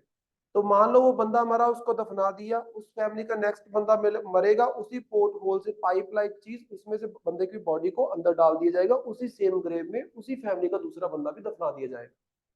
तो यहाँ पे भी आप बोल सकते हो वैसा ही कुछ हमें देखने को मिला, नॉट मेगालिथिक कल्चर, बट आप ये बोल सकते हो कि स्टोन्स रख के ना, जैसे कब्र बनाई जाती है, कब्र को मार्क किया गया है। और ऐसी बहुत सारी कब्रें हमें मिली है, कहाँ पे, मोहिंजोदारो में। मोहिंजोदारो का मतलब ही ये होता है माउंट ऑफ डेड, मुर्दों का टिल्ला, ठीक है। Then Harappan pottery with perforated jar, sherds, reserved slipware and terracotta cakes unearth. तो ये जो सारी साइट्स है, जैसे वो जार से बड़े बड़े ऐसे वेसल टाइप, जिसमें जगह जगह पे क्या है, छोटी छोटी होल्स रखे होते हैं। ऐसे जार्स का मोस्टली इस्तेमाल किया जाता है शराब वगैरह बनाने के लिए, किसी चीज को छानने के लिए। उसमें क्या होता है कि जैसे फॉर एग्जांपल आजकल लोग वो नहीं करते, एक नया सिस्टम चला हुआ है चाय बनाने के लिए आता है, ऐसे पैन है, पैन को बीचों बीच ऐसे गिलास सा बना होता है जाली का, उस जाली के गिलास के अंदर चाय पत्ती चीनी अदरक सब डाल दो, आसपास सिर्फ पानी रहेगा, उसको रख दो, वो उबलता रहेगा उबलता रहेगा, पूरी चाय बन जाएगी, उस गिलास को निकाल लो, आपको चाय छानने की जरूरत नहीं। ऐसा चलता है ना, देखा कि नहीं, हर जगह तो पड़े होते हैं ये। तो दैट काइंड ऑफ थिंग। अब यहाँ पे आपने क्या करना है, जैसे ये बनाते हैं जब शराब वगैरह बनाते हैं तो गुड़ या कुछ ऐसी चीजों का इस्तेमाल करते हैं, तो उसमें भी ये सेम टेक्निक इस्तेमाल की जाती है। तो वैसे आप बोल सकते हो बर्तन वगैरह के अवशेष हमें यहाँ पे मिले। और ये जो यहाँ पे जार वगैरह की बात कर रहे हैं, ऑल ओवर हड़प्पन सिविलाइजेशन जगह जगह पे मिले कॉमन बर्तन वगैरह। All these items found have striking resemblance to those found in Dholavira. तो आप ये मान सकते हो कि धोलावीरा के एक तो देखो क्लोज है, और धोलावीरा जैसी ही सारी चीजें मिल रही हैं, तो जैसा धोलावीरा में कल्चर चलता था वैसा ही कल्चर ये जो आपकी साइट है मोरोधारो, वहां पे भी आप बोल सकते हो चलता होगा। Simple, that's it. यही इसमें बेसिक सी चीज थी जो आपको इस साइट के बारे में पता होनी चाहिए, इंपॉर्टेंट रहेगा ये। ठीक है, ठीक है, फिर यहां तक करते हैं इसको हम डिस्कस। बाकी फिर इसको एक रीड कर लेना, नीचे कुछ खास बचा नहीं है हमारे पास, नॉट मच, इसको जस्ट रीड इट आउट। एक तो आपके पास है ये हेल्थ को लेकर वर्ल्ड हेल्थ ऑर्गेनाइजेशन का एक नया इनिशिएटिव लॉन्च किया गया है, जिसमें पॉजिटिव नेगेटिव्स के बारे में जस्ट बताया गया है। सरकार की, हमारी सरकार के क्या इनिशिएटिव है, एक है right to adopt a child, उसके ऊपर बात की गई है छोटा सा। एक 100% FDI in the space sector की बात की गई है। फिर कैपिटलिज्म की अलग अलग टाइप्स बताई गई हैं, ये तो आप समझ सकते हो क्योंकि आपने पढ़ा हुआ है। और नीचे अल्बानिया एक कंट्री न्यूज में चल रही थी, जिसके साथ अभी इंडिया रिसेंटली रिलेशंस अपने इंप्रूव करने की कोशिश कर रहा है। तो अल्बानिया न्यूज में चल रही थी। अल्बानिया देखो मेडिटेरेनियन सी के विद इन पड़ती है, मेडिटेरेनियन सी के ऊपर आपको एड्राइटिक सी एंड आइनियन सी देखने को मिलेंगे। तो वहां पे इटली देखो, Italy is in Mediterranean sea. Italy से अगर आप ईस्ट में जाओगे तो आपको ऊपर एड्राइटिक सी देखने को मिलेगा एंड नीचे आइनियन सी देखने को मिलेगा। वहां पे पड़ता है अल्बानिया। अल्बानिया एक यूरोपियन कंट्री है जिसका border Greece, North Macedonia, Kosovo and Montenegro, इन 4 कंट्रीज के साथ ये अपना बॉर्डर शेयर करती है। और दूसरी तरफ से 2 सीज के साथ बॉर्डर लगता है इसका, एक एड्राइटिक सी और एक आइनियन सी। एड्राइटिक सी के ऊपर यूपीएससी ने क्वेश्चन पूछा हुआ है प्रीवियस ईयर में। तो अगर आप मेडिटेरेनियन सी को थोड़ा सा जूम करके देखोगे फिर आपको ये सारे सी दिखेंगे, जैसे मैं आपको दिखाता हूँ इसमें मैप के ऊपर, फिर आपको ये सारे देखने को मिलते हैं। ग्लोब पे तो बहुत छोटा होगा।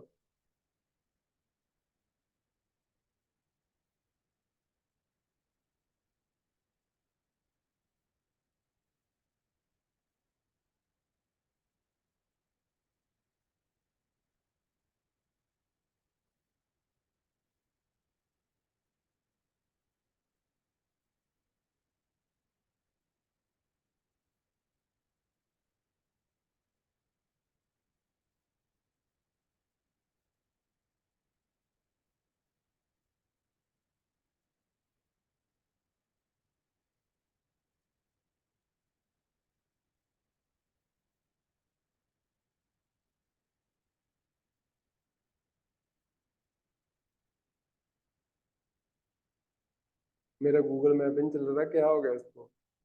तुम लोगों का चल रहा है? हाँ, मेरे वाले को क्या हो गया?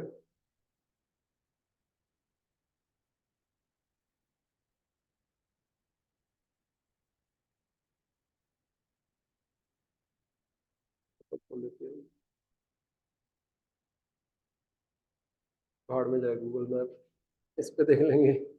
इस वाले में देखो, ये आपके पास है मेडिटेरेनियन सी, पूरे का पूरा। अगर इसको आप जूम करोगे ना, ये पूरा मेडिटेरेनियन सी है। जूम करोगे बहुत सारे सीज है यहाँ पे। ये देखो, टेरेथ्रियन सी, इटली के वेस्ट वाली साइड, इटली के ईस्ट में जाओगे, ऊपर है एड्रियाटिक सी, ये पता होने चाहिए। देन नीचे की तरफ आपको मिलेगा आइनियन सी। देन अगर आप इधर टर्की वाली साइड जाओगे, टर्की और ग्रीस के बीच में एजियन सी, ये आपको पता होने चाहिए सारे के सारे। देन लेवेंटाइन सी, यहाँ पे आपको देखने को मिलेगा इजराइल वाली साइड को। देन उसके बाद सी ऑफ क्रेटे, ये आपको देखने को मिलेगा क्रेटे एक छोटा सा एरिया है उसके ऊपर। देन मायोटोन सी, क्रेटे सी के बिल्कुल ऊपर आपको देखने को मिलेगा।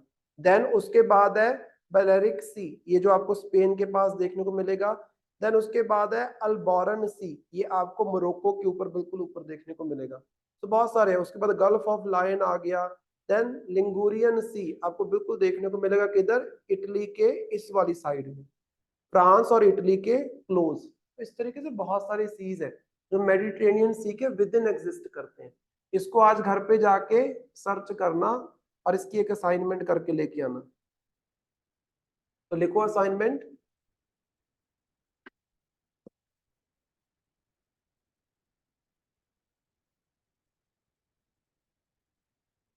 find out the different seas within Mediterranean Sea. Find out the different seas within Mediterranean Sea,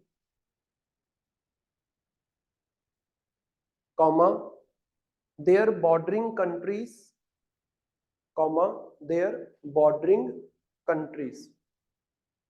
That's it. आपने क्या करना है, हर एक सी के बारे में लिखना है, कौन सा सी है और कौन कौन सी बॉर्डरिंग कंट्रीज आपको सी के अंदर देखने को मिलती है। That's it. ठीक है फिर।